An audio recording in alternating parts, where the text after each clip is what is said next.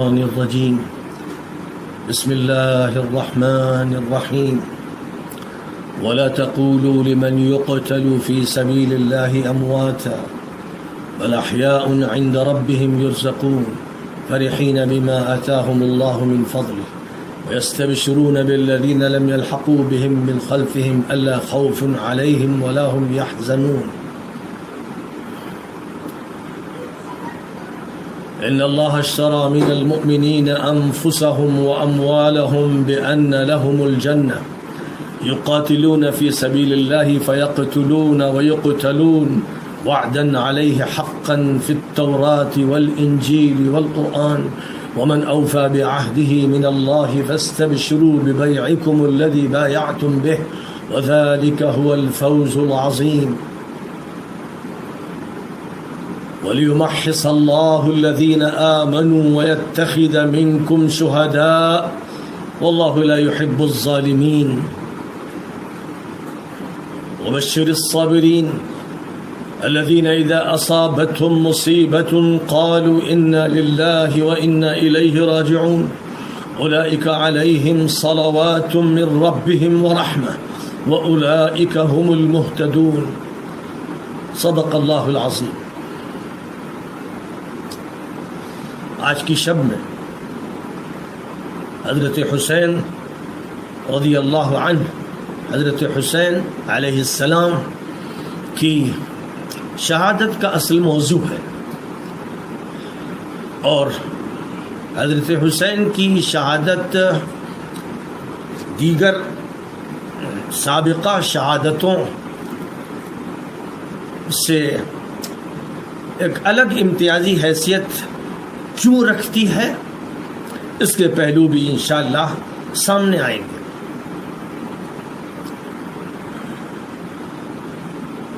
حضرت علی رضی اللہ تعالی عنہ، جن کے لیے اللہ تعالیٰ کی طرف سے یہ انتخاب کیا گیا کہ وہ محمد ابن عبداللہ کی تربیت میں رہیں، جن کا بالکل ابتدائی بچپن حضرت محمد مصطفیٰ صلی اللہ علیہ وسلم کی گود میں گزرا اور آپ کی براہ راست تربیت میں گزرا، آپ کی تعلیم و تربیت کے لیے وہ ایک بے نظیر مثال بن گئے۔ وہ 10 سال کے تھے جب نبی اکرم صلی اللہ علیہ وسلم کو اللہ تعالیٰ کی طرف سے سن 610 عیسوی میں وحی سے نوازا گیا۔ آپ کو اللہ تعالیٰ نے بحیثیت پیغمبر کے منتخب فرمایا، لہذا پہلی وحی حضور پاک علیہ السلام کے گھر تک کس طرح پہنچی، اس کا پورا واقعہ ایک ہوشمند ارجمند بے انتہا ذہین اور نبوت کی گود میں پروان چڑھنے والا علی خوب اچھی طرح سے سمجھتا تھا اور جانتا تھا۔ قرآن پاک کے نزول کا سلسلہ اس کے گھر میں شروع ہوا۔ آخری نبی حضرت محمد مصطفیٰ صلی اللہ علیہ وسلم کی نبوت اور رسالت کا آغاز جس گھر میں ہوا، غار حرا میں پہلی وحی نازل ہوئی، اور اس کے بعد پھر گھر تشریف لائے اور جو تأثرات ظاہر ہوئے، اس کو جس نے پورے ہوش و حواس کے ساتھ، کھلی آنکھوں کے ساتھ، کھلے دل و دماغ کے ساتھ دیکھا، اس کا مشاہدہ کیا، وہ علی ابن ابی طالب تھے۔ اور یہی وجہ تھی کہ وہ ڈنکے کی چوٹ پر یہ کہتے تھے کہ مجھ سے پوچھو قرآن کے بارے میں، قرآن کی کون سی آیت کب اتری، کہاں اتری، کیوں اتری، میں جانتا ہوں۔ اور اس کا اعتراف تمام صحابہ نے کیا، کوئی بھی اس کی تردید کرنے کی جرت نہیں کر سکتا تھا۔ بہرحال میں ظاہر ہے کہ حضرت علی رضی اللہ تعالیٰ عنہ کی سیرت پر اگر گفتگو کروں تو اس کے لیے ایک شب کافی نہیں ہے، کئی دن کافی نہیں، لیکن میں خاص طور پر یہ بتانا چاہتا ہوں کہ حضرت علی رضی اللہ تعالیٰ عنہ کو جو امتیاز حاصل ہے، تمام صحابہ میں جو امتیاز حاصل ہے، سب کے الگ الگ مقامات ہیں، اور نبی صلی اللہ علیہ وسلم سے جن کے بارے میں جو روایتیں ثابت ہو گئی ہیں بصر و چشم، وہ ہماری آنکھوں کا سرما ہے۔ حضرت ابو بکر صدیق رضی اللہ تعالیٰ عنہ کے بارے میں نبی پاک علیہ السلام نے جو فرمایا، روایتیں جو محفوظ ہیں، اور پھر سب سے بڑی بات ان کا کردار ہے جو روشن ہے، تابناک ہے، چمکدار ہے، ان جیسا وفادار دنیا میں کم ہی ہوا ہوگا۔ بہرحال ان کا ایک مقام ہے، نبی نے اس کو بتایا ہے۔ عمر کا 5 سال کے بعد ایمان لائے، نبی کی دعا کے نتیجے میں ایمان لائے، سب سے پکے اسلام کے دشمن اور نبی کے دشمن تھے، لیکن نوازے گئے۔ پھر نبی نے ان کی جو تعریفیں فرمائیں، نبی نے جو ان کے اوصاف بیان کیے، وہ محفوظ ہے، اور ان کا کردار محفوظ ہے، ان کی زندگی محفوظ ہے۔ یقیناً وہ بڑے جوشیلے تھے اور بہت غصے ور تھے، اور نبی پاک علیہ الصلاۃ والسلام سے بھی بعض موقعوں پر انہوں نے بحث کی، اور ابو بکر صدیق سے بحث کی، اور ان کے کئی فیصلے رد کیے گئے، دربار نبوی سے رد کیے گئے۔ یہ سب واقعات ہیں جو سیرت کی کتابوں میں محفوظ ہیں، اور نبی صلی اللہ علیہ وسلم نے اسی وجہ سے وَأَشَدُّهُمْ فِي أَمْرِ اللَّهِ عمر فرمایا۔ اور جہاں تک حضرت عثمان کا تعلق ہے، ان کو تو نبی پاک علیہ الصلاۃ والسلام نے اپنی محبتیں دیں اور اپنی بیٹیاں عطا فرمائیں، ان کو اپنا داماد بنایا، اور ان کا جو ایمان تھا اور ان کے جو اوصاف تھے وہ بھی ایسے تھے کہ جبرائیل بھی ان سے شرم کرتے تھے۔ اللہ تعالیٰ نے جو ان کو شرم و حیا نصیب فرمائی تھی، وہ ان کا ایک خاص مقام ہے، جو غنا اللہ نے ان کو دیا تھا وہ ان کے ساتھ مخصوص ہے، اور جو سخاوت اور فیاضی کی صفت ان کو عطا فرمائی تھی، نبی پاک علیہ الصلاۃ والسلام کی سیرت اس کی شاہد ہے،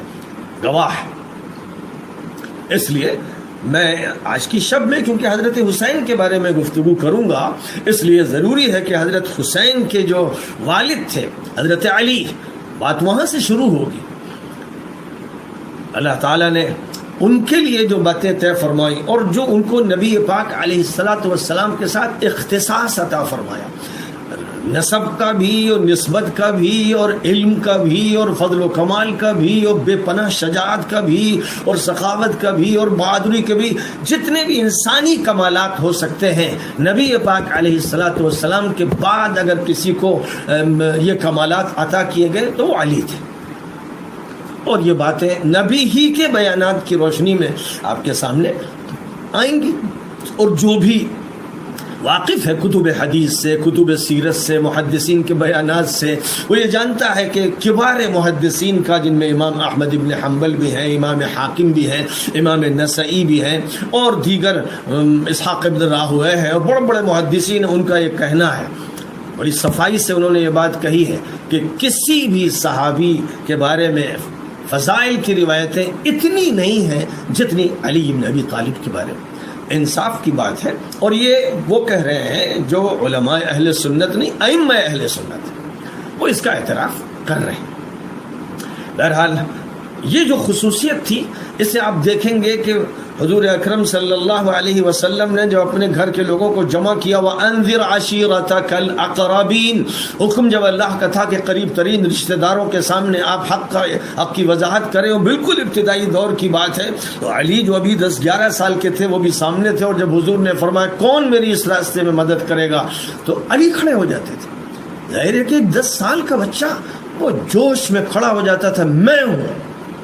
حضور نے 3 مرتبہ یہ فرمایا تھا، اور تینوں مرتبہ علی کھڑے ہوئے تھے، جس کی بنیاد پر گویا انہوں نے یہ بات نقش کر دی تھی، رقم کر دی تھی کہ انہیں خصوصیت حاصل ہے، ایک امتیاز حاصل ہے۔ آگے آپ تیزی سے اگر بڑھتے چلے جائیں تو دیکھیں گے کہ حضور صلی اللہ علیہ وسلم کے لیے وہ گھر کے بھی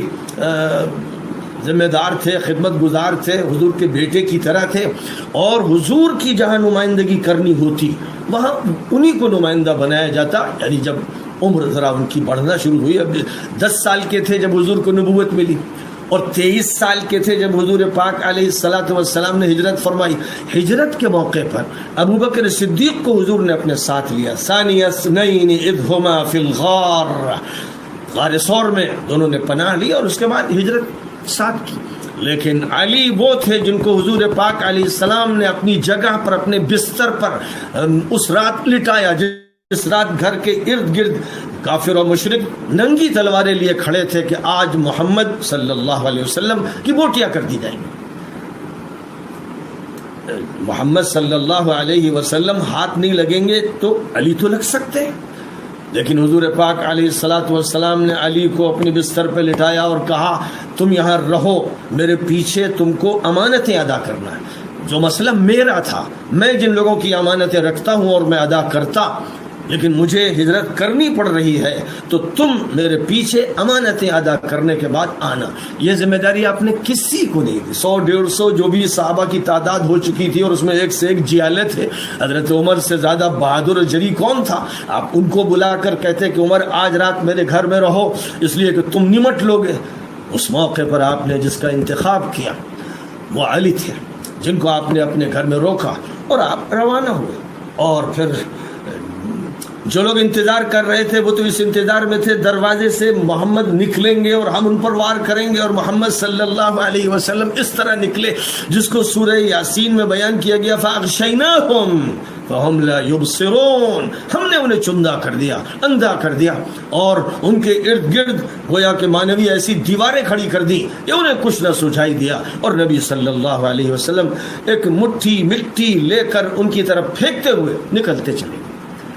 اور جب سویرا ہونے لگا تو وہ سمجھ گئے کہ راز فاش ہو جائے گا اور سازش کھل جائے گی، تو بھاگ کھڑے ہوئے، اور حضرت علی نے صبح اٹھ کر جو معمولات تھے نماز ادا کر کے، اور اس کے بعد حضور کے پاس جو امانتیں تھیں ان امانتوں کو ان سب لوگوں تک پہنچایا جن کی وہ امانتیں تھیں۔ یہ حضرت علی کو ایک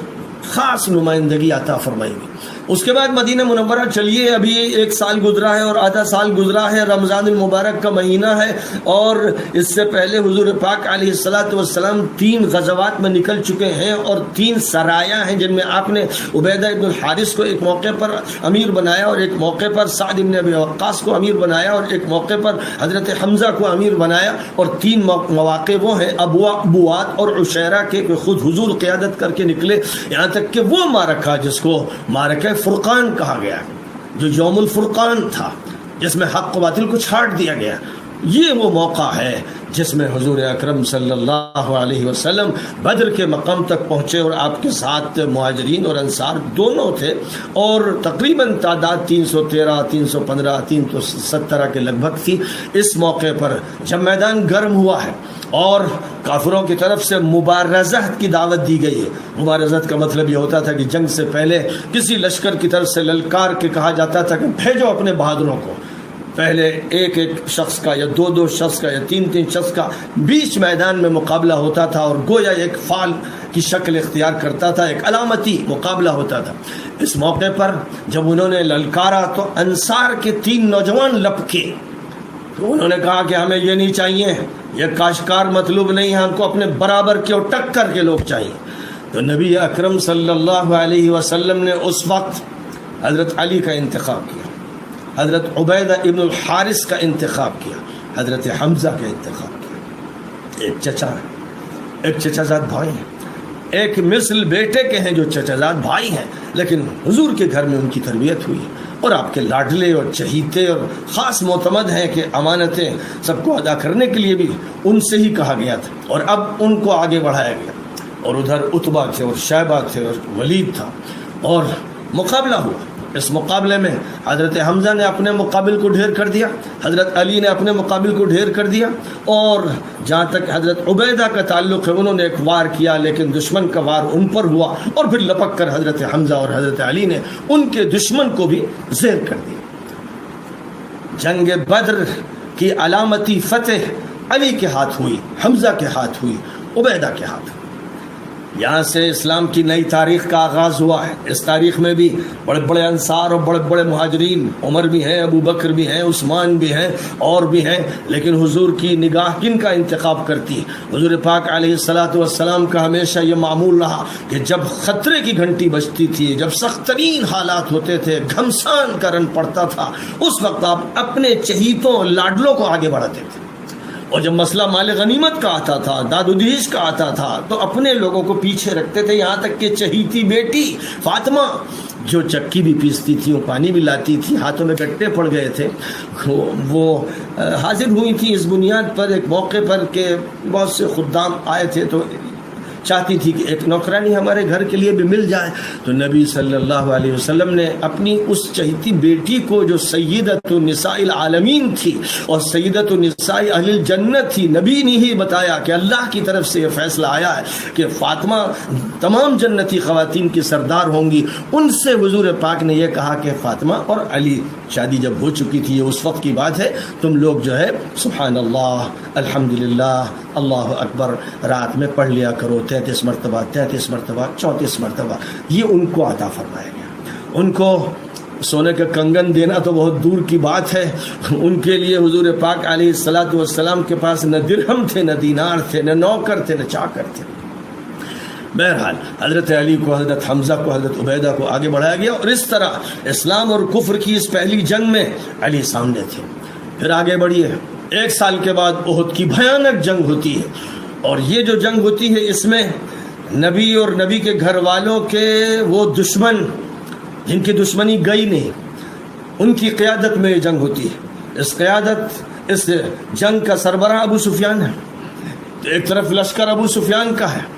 اور ایک طرف لشکر محمد الرسول اللہ صلی اللہ علیہ وسلم کا ہے. ابو سفیان کے لشکر میں اس کی بیوی ہند بھی ہے، اور یہ وہ موقع ہے جس میں مدینہ منورہ کے 300 صحابیوں نے جو حضور کے ساتھ نکلے تھے غداری کی تھی، اور عبداللہ ابن ابی کا ساتھ دیا تھا. بے شرمی کے ساتھ وہ مدینے واپس ہو گئے تھے، اور قرآن نے ان کو پھر ڈانٹا تھا، ان پر لعنت برسائی تھی. یہ وہ موقع ہے جس سے وہ تاریخ شروع ہوتی ہے جو کربلا تک پہنچتی ہے، اور پھر اس کے بعد پورے عالم اسلام میں اس کے اثرات اور خون کے دھبے نظر آتے ہیں. یہ وہ تاریخ ہے جس میں نبی پاک علیہ الصلاۃ والسلام کو گالیاں تو بکی جاتی ہی تھیں، بلکہ یہ اعلان کیا گیا کہ محمد کو ہم نے مار دیا. اس کی شہرت کی گئی، اور نبی صلی اللہ علیہ وسلم، یہی وہ جنگ ہے جس میں سخت زخموں میں مبتلا ہوئے. ڈھیلا مارا گیا جس سے دانتوں کی کرچیں ٹوٹی. دشمن قریب آیا اور سر پہ وار کیا، جس کے نتیجے میں خود کی 2 کڑیاں چہرے انور میں داخل ہو گئیں، اور ایک گڑھا پہلے سے کھود رکھا گیا تھا جنگی تدبیر کے طور پر. حضور اس میں گرے، آپ کو اٹھایا گیا. اس وقت جو 2 خدام تھے، چہیتے اور لاڈلے تھے، جو حضور کا علاج کر رہے تھے، وہ علی اور فاطمہ تھے. علی پانی لا رہے تھے اپنی ڈھال میں، اور فاطمہ زخم دھو رہی تھی، اور جب خون رکتا نہیں تھا تو انہوں نے چٹائی کا ایک ٹکڑا جلایا، اس کی راکھ لگائی جس سے خون رکا. تو یہ کام کرنے والے بھی علی اور فاطمہ تھے. حضور کے زخموں کو دھونے والے اور ان کی مرہم پٹی کرنے والے، یہ وہ افراد تھے جو حضور کے جگر گوشے تھے، لقطۂ جگر تھے، جو آپ کے جسم کے ٹکڑے تھے، جن کے بارے میں کہیں حضور نے فرمایا فاطمہ تو بضعۃ منی، وہ میرے جسم کا ٹکڑا ہے. یہ بھی موقع دیکھیے. اور یہ وہ موقع ہے جس میں حضور پاک کے عزیز محبوب چچا حضرت حمزہ سید الشہداء، یہی وہ موقع ہے جب دوسری طرف ابو سفیان ہے، اس کی بیوی ہے، اس کے لوگ ہیں جو دشمنی میں دیوانے اور پاگل ہیں، جن کے ہوش اڑے ہوئے ہیں، اور وہ اس دشمنی میں ایک طرف یہ شہرت کرتے ہیں، مصعب ابن عمیر کو شہید کرتے ہیں، شہرت کرتے ہیں کہ محمد کو مار دیا گیا. تو اللہ میاں کو کہنا پڑتا ہے وما محمد الا رسول قد خلت من قبله الرسل افإن مات أو قتل انقلبتم على أعقابكم ومن ينقلب على عقبيه فلن يضر الله شيئا. یہ اعلان کر دیا جاتا ہے اسی موقع پر کہ آئندہ یہ واقعہ پیش آئے گا، نبی کی وفات ہوگی تو اپنے ایڑیوں کے بل مت پلٹ جانا، اسلام زندہ رہے گا اور یہ عمل قائم رہے گا، اور نبی ہی کے گھرانے کے لوگ اس کو زندہ رکھیں گے. خاص طور پر ان کے ذریعے دنیا کے اطراف و اکناف میں دین کے جھنڈے بلند ہوں گے، دین کی بنیادیں مضبوط ہوں گی، اور وہ اپنا خون دے کر اسلام کے باغ کو اور کھیت کو سینچیں گے. یہ وہ سنت ہے جو سنت سید الشہداء حضرت حمزہ سے شروع ہوئی. ظاہر ہے کہ وہ گھرانہ جو دشمن کا کردار ادا کر رہا تھا، اس گھرانے کی عورت نے، ذرا سوچئے، کیا کوئی عورت اتنی پتھر دل ہو سکتی ہے؟ کوئی عورت اتنی قاسل قلب ہو سکتی ہے؟ کوئی عورت ایسی ہو سکتی ہے کہ کفر و شرک نے اس کے دل کو، دماغ کو پتھر بنا دیا؟ یہ وہ عورت ہے کہ جس نے حضرت حمزہ کا سینہ چاک کیا، کلیجہ نکالا اور اس کو چبایا، اور حضرت حمزہ کی ناک کاٹ دی گئی، کان کاٹ دیے گئے، اعضاء کاٹ دیے گئے، مسلح کیا گیا. نبی اکرم صلی اللہ علیہ وسلم کو چوٹ لگی، زخم ہوا، آپ گرے، آپ کا علاج ہوا، اور علاج بھی علی و فاطمہ کرتے رہے، اور اس کے بعد جب آپ کو یہ معلوم ہوا کہ حمزہ شہید کیے گئے اور ان کے ساتھ مسلح کیا گیا تو تڑپ گیا، اور آپ نے غصے اور جوش میں فرمایا ان کافروں کے 70 افراد کا میں مسلح کروں گا۔ اللہ کی طرف سے ہدایت آ گئی کہ مسلح نہیں کرنا ہے، مقابلہ کرنا ہے۔ حضرت صفیہ حضرت حمزہ کو دیکھنا چاہتی تھی، حضور نے روکا، وہ جانتے تھے کہ برداشت کرنا مشکل ہو جائے گا، جسم صرف ایک لاش کی شکل میں نہیں ہے، اس کے ٹکڑے کر دیے گئے ہیں، جسم چاک کر دیا گیا ہے، اور جس خاندان کے لوگوں نے یہ کیا ہے آگے چل کر وہی خاندان حسین کے ٹکڑے کرے گا۔ ایک طرف یہ سید الشہداء احد میں ہوں گے، اور وہ سید الشہداء قیامت تک کے لیے کربلا میں ہوگا۔ تو اس لیے ہے اللہ کے لِيُمَحِّصَ اللَّهُ الَّذِينَ آمَنُوا وَيَتَّخِذَ مِنكُمْ شُهَدَاءَ، اللہ ایمان والوں کی جانچ بھی کرتا ہے اور صفائی کرتا ہے، اور شہداء منتخب کرنا چاہتا ہے، اس کو پیار لگتا ہے شہیدوں سے، وہ محبت کرتا ہے، انتخاب کرتا ہے، تم میں سے شہیدوں کا انتخاب کرتا ہے۔ تو اللہ تعالیٰ نے پہلے بھی انتخاب کیا، کتنے نبی ہیں جو شہید ہوئے، ان کا انتخاب فرمایا، اور اس کے بعد حضور کے چچا حمزہ کا انتخاب فرمایا، مصعب کا انتخاب فرمایا، انس بن نضر کا فرمایا، لیکن کسی کے بارے میں حضور اس طرح نہیں تڑپ سکتے تھے، کیونکہ حمزہ حضور کی عمر کے قریب کے تھے، لیکن بیسی باپ کے تھے، چچا تھے، حضور کے رضائی بھائی بھی تھے۔ حضور تڑپ گئے اور بس دل پھٹا جاتا تھا، لیکن ظاہر ہے کہ آپ پوری دنیا کے لیے ایک نظام لے کر آئے تھے۔ آپ کا کام ماتم نہیں تھا، آپ کا کام شور و شین نہیں تھا، آپ نے وہ نہیں سکھایا جو آشیا کر رہے ہیں، اور آپ نے وہ نہیں سکھایا جو جھوٹے مکار بدبخت و بدماش اہل سنت نے کیا، جو اپنے کو اہل سنت کہتے ہیں، اور انہوں نے خاندان نبوت پر جو تجربے شروع کیے، تو احد سے یہ تجربے شروع ہوئے، اور اس کے بعد پھر یہ تجربے بڑھتے گئے۔ یہ موقع بھی وہ ہے جس میں حضرت علی کا کردار سب سے زیادہ نمایاں ہے، اور حضور کا جو کام کرنے والے ہیں، حضور کا کوئی مسئلہ ہے اس کو حل کرتے ہیں، حضور کے زخموں پر مرہم رکھنے کا کام کرتے ہیں، تو علی اور فاطمہ کرتے ہیں۔ حضرت حمزہ کی شہادت ابتدا ہے، حضرت حسین کی شہادت انتہا نہیں ہے، لیکن ایک بہت بڑا تاریخ ساز مرحلہ ہے، جس کے بعد ان کی اولاد نے اور حسن کی اولاد نے یہی راستہ طے کیا۔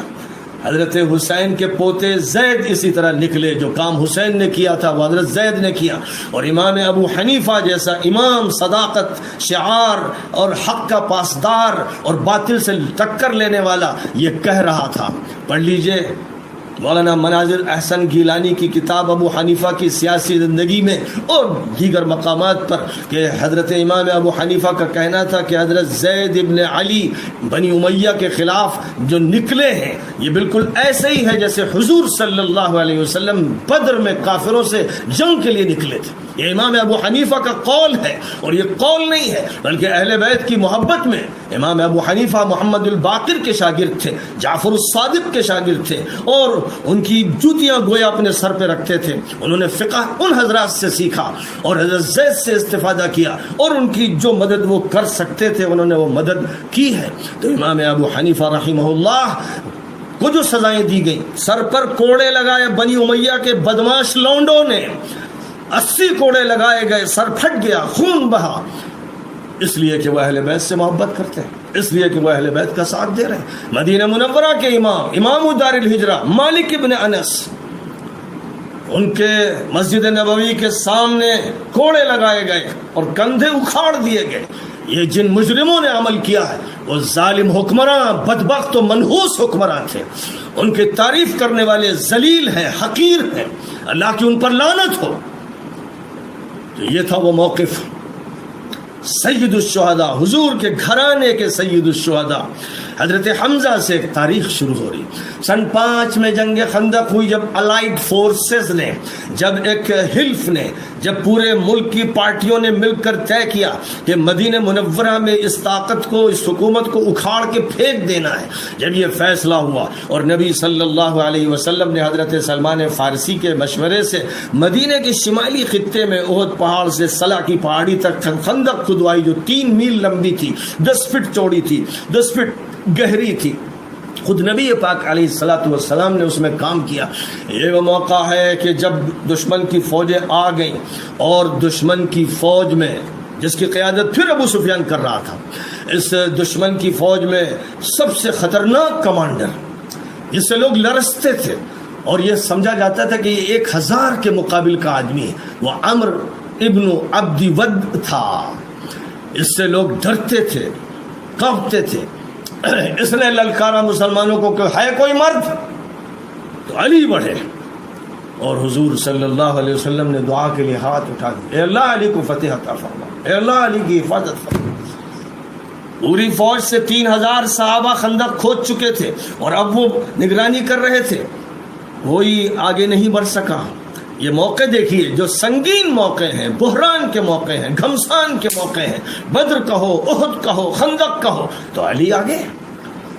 عمر بھی تھے، ابو بکر بھی تھے، سب کا مقام ہے، کسی کے مقام کا انکار نہیں ہے۔ اس لیے جو لوگ مغالطہ انگیزیاں کرتے ہیں، دھوکہ دیتے ہیں، الزامات لگاتے ہیں، خدا ان پر لعنت بھیجے اور ان کی گندی نہ ایسی موت ہو کہ تڑپ تڑپ کے مرے ہو۔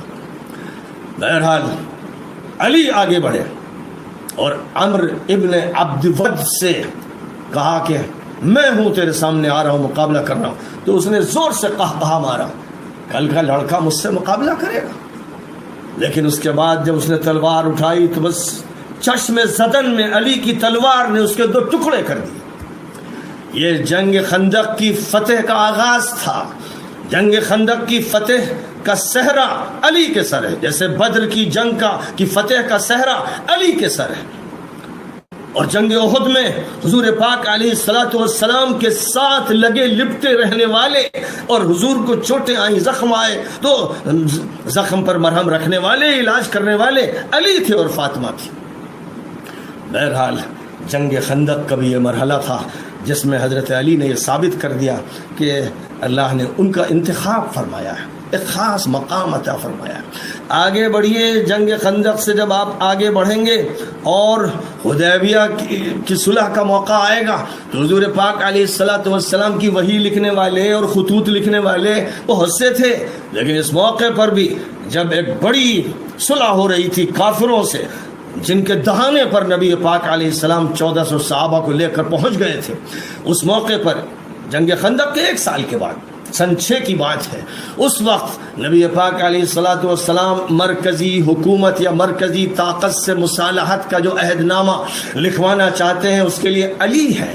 آپ نے علی کو بلایا اور اس کے بعد کہا کہ علی لکھو، اور آپ نے املا کرنا شروع کیا، ڈکٹیٹ فرمانا شروع کیا۔ اس موقع پر نہ ابو بکر سے کہا گیا، نہ عمر سے کہا گیا، نہ کسی اور سے کہا گیا، ان کے اپنے مقامات ہیں، خوب یاد رکھا جائے۔ کوئی یہ کوشش مت کرے کہ دیکھیے ان کی کمی کی جا رہی ہے، جو بھی ایسا کرے گا خدا اس سے نمٹے گا، لیکن مقامات ہیں، حیثیتیں ہیں۔ نبی پاک علیہ السلام نے علی کو بلایا اور ان سے کہا کہ لکھو، اور آپ نے ڈکٹیٹ فرمایا۔ تو صلح نامہ مرکزی مکے کی طاقت سے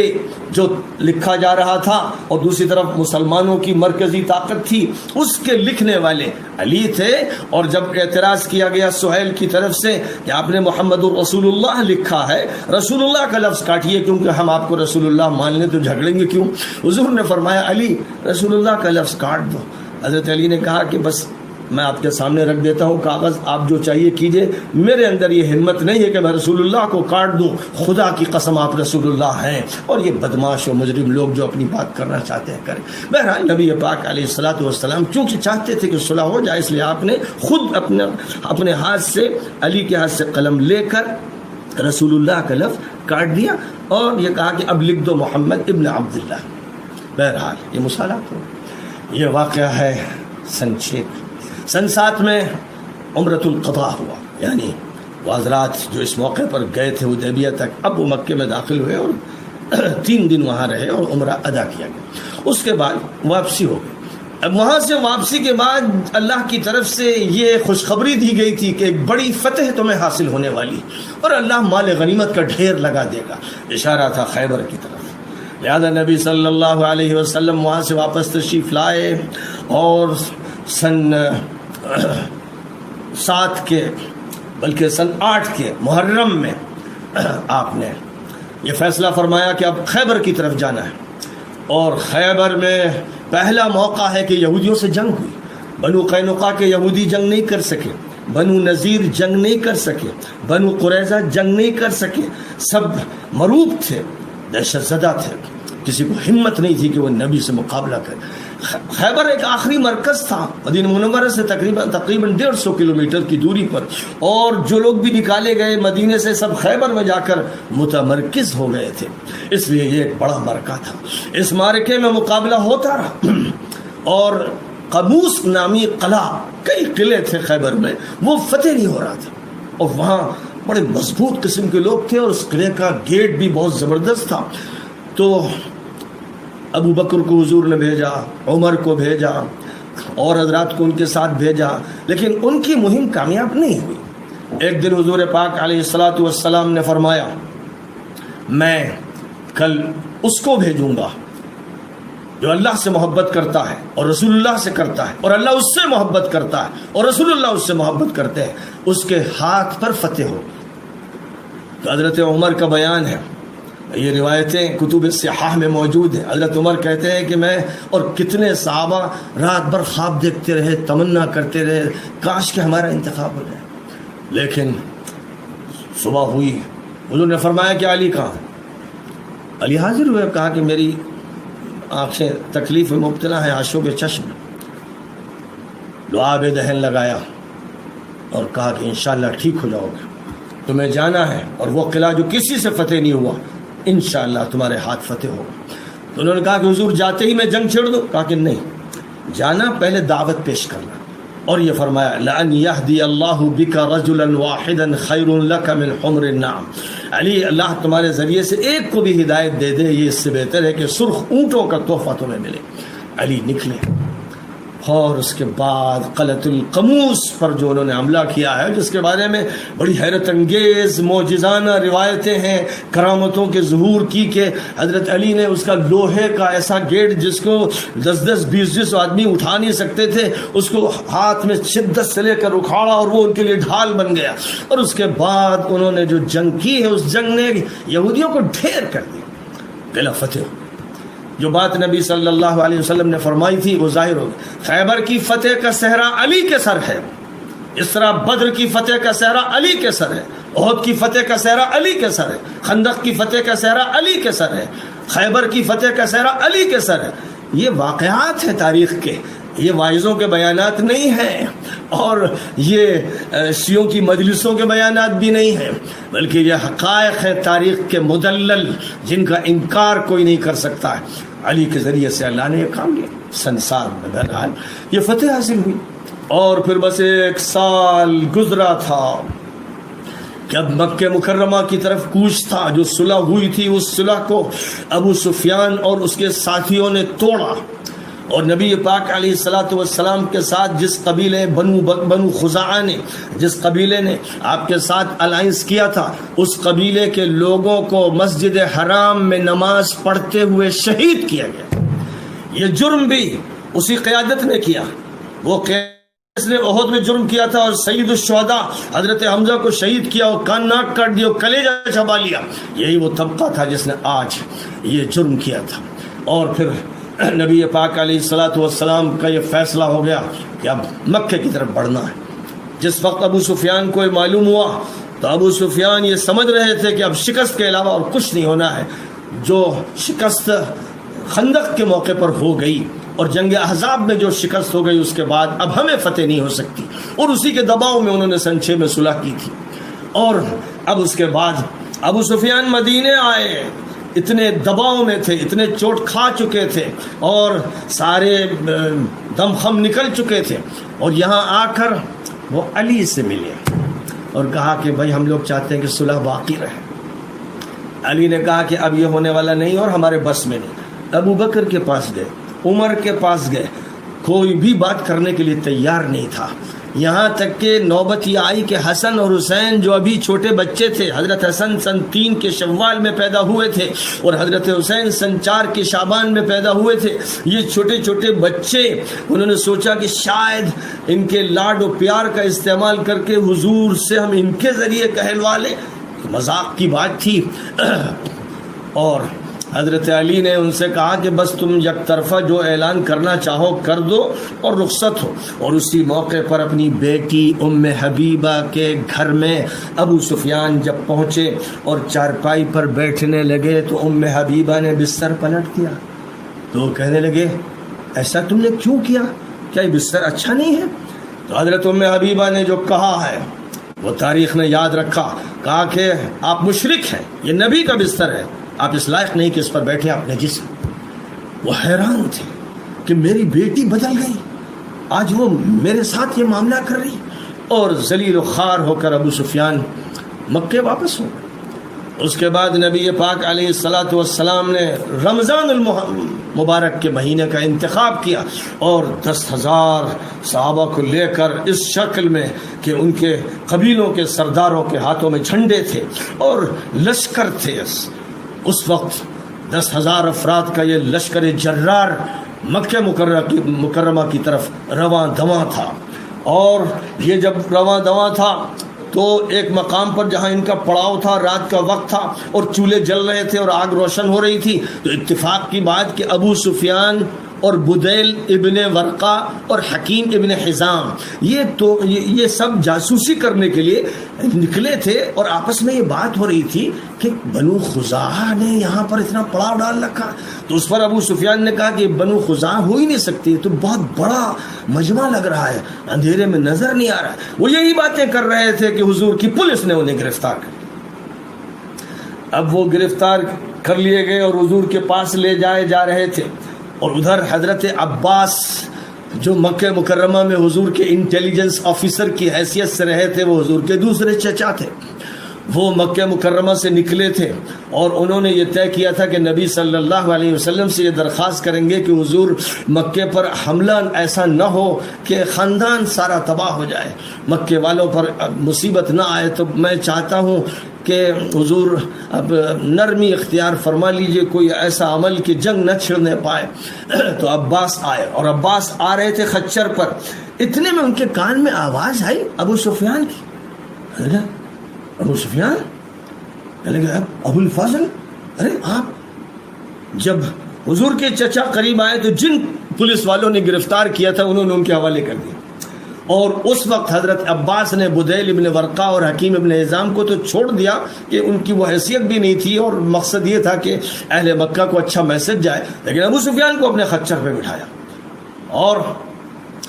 سیدھے حضور پاک کے پاس لے جانے لگے. اور حضرت عمر نے دیکھا کہ عباس کے خچر پہ ابو سفیان بیٹھے ہیں تو عمر کے تن بدن میں آگ لگ گئی کہ یہ مجرم، یہ وہ لیڈر جس نے حضور کو ستایا، مسلمانوں کو ستایا، یہ بچنا چاہتا ہے، وہ آگے بڑھے کہ اس کو مار دے. تو حضرت عباس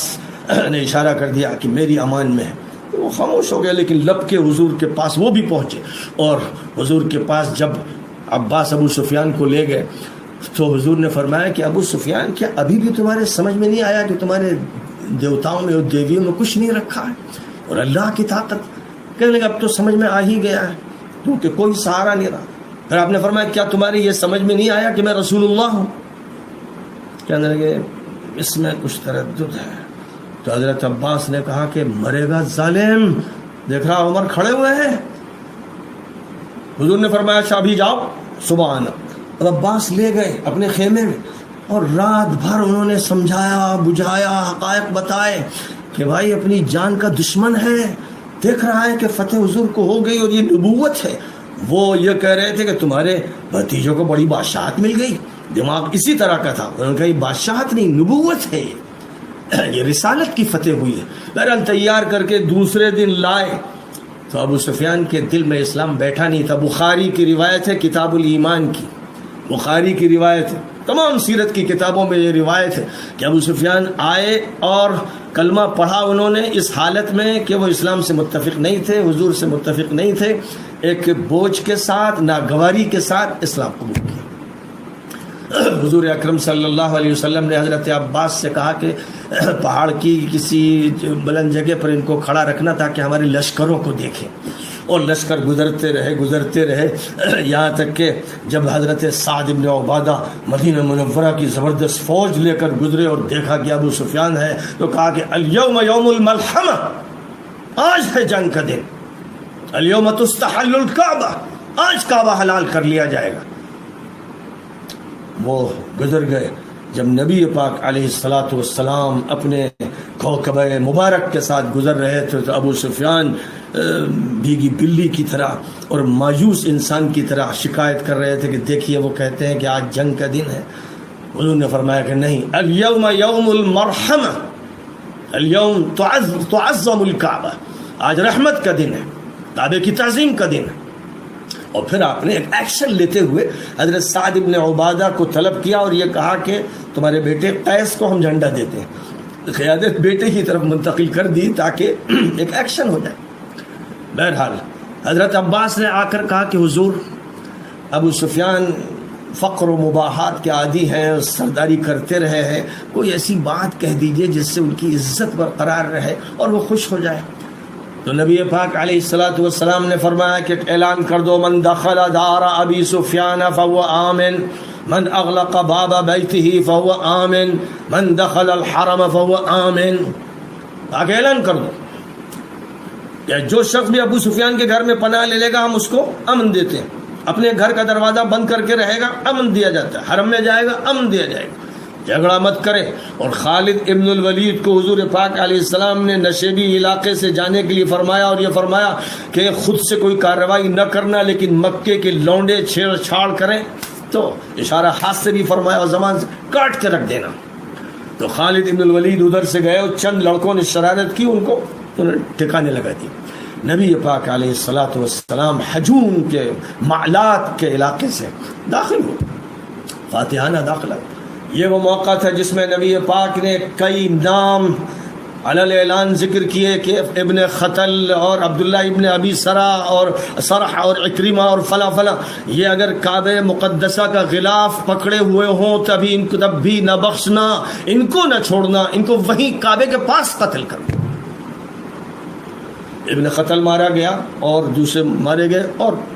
اکرمہ بھاگ گئے اور لوگ ادھر ادھر نکل گئے، بچ گئے. وحشی بھی تھا اسی میں، وہ بھی بھاگ نکلا. ہند بھی تھی، وہ بھی وہاں سے اس وقت اس نے فرار اختیار کر لیا.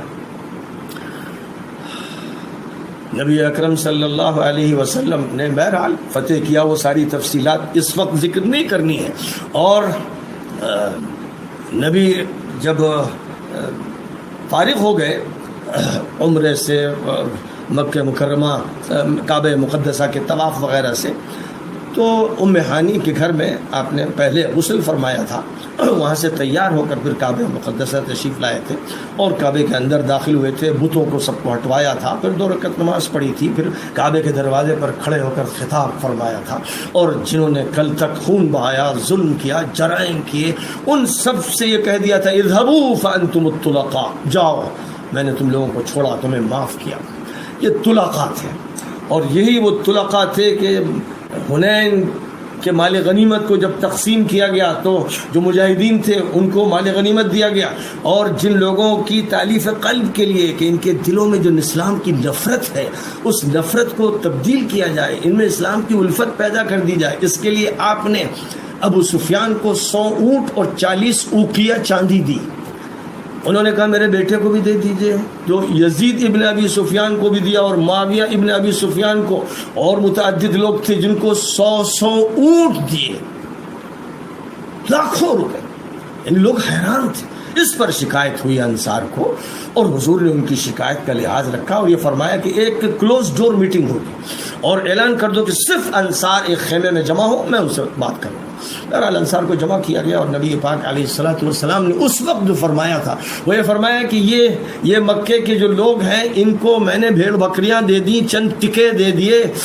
یہ دنیا میں لگیں، اپنی دنیا دیکھیں، تالیف قلب کے لیے میں نے کیا اور تمہیں اپنا دل دیا،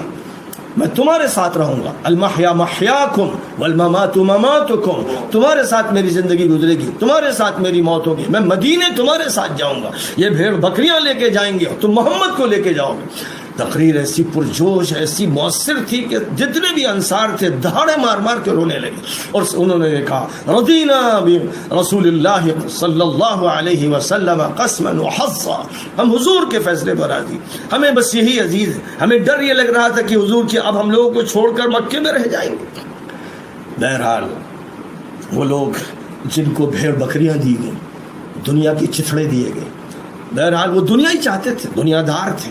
ابھی ان کی اصلاح نہیں ہوئی تھی، اور ابھی مکہ فتح ہوا ہے اور یہ اعلانات ہوئے ہیں اور یہ عطایا اور بخشش کا معاملہ ہوا ہے، اور حنین کی جنگ کا وقت شوال میں آ گیا۔ 6 شوال میں حنین میں ایک بڑا معرکہ درپیش تھا۔ اس معرکے میں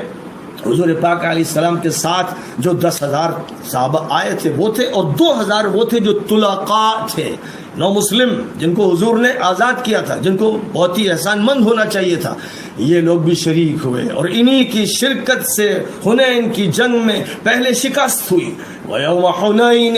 إِذْ أَعْجَبَتْكُمْ كَثْرَتُكُمْ فَلَمْ تُغْنِ عَنْكُمْ شَيْئًا وَضَاقَتْ عَلَيْكُمُ الْأَرْضُ بِمَا رَحُبَتْ ثُمَّ وَلَّيْتُمْ مُدْبِرِينَ۔ یہی وہ جنگ ہے جس میں طلقاء شریک ہوئے، اور ان میں ابو سفیان کا یہ رویہ تھا۔ اصح السیر پڑھ لیجئے، اور دیگر سیرت کی کتابیں، لکھا ہے صراحت سے کہ جب شروع میں حملہ ہوا اور مسلمان تتر بتر ہوئے اور نبی خچر سے اتر گئے اور کہنے لگے انا النبی لا کذب انا ابن عبد المطلب، یہ شروع میں جو شکست ہوئی، اور کچھ مسلمان ادھر ادھر تتر بتر ہوئے، تو ابو سفیان نے قہقہ لگایا، بہت خوش ہوا، کہا کہ اب ان کی موت آئی ہے، اب یہ ٹھہر نہیں پائیں گے، اب ان کو شکست کا مزہ چکھنا پڑے گا۔ یہ وہی ابو سفیان ہے۔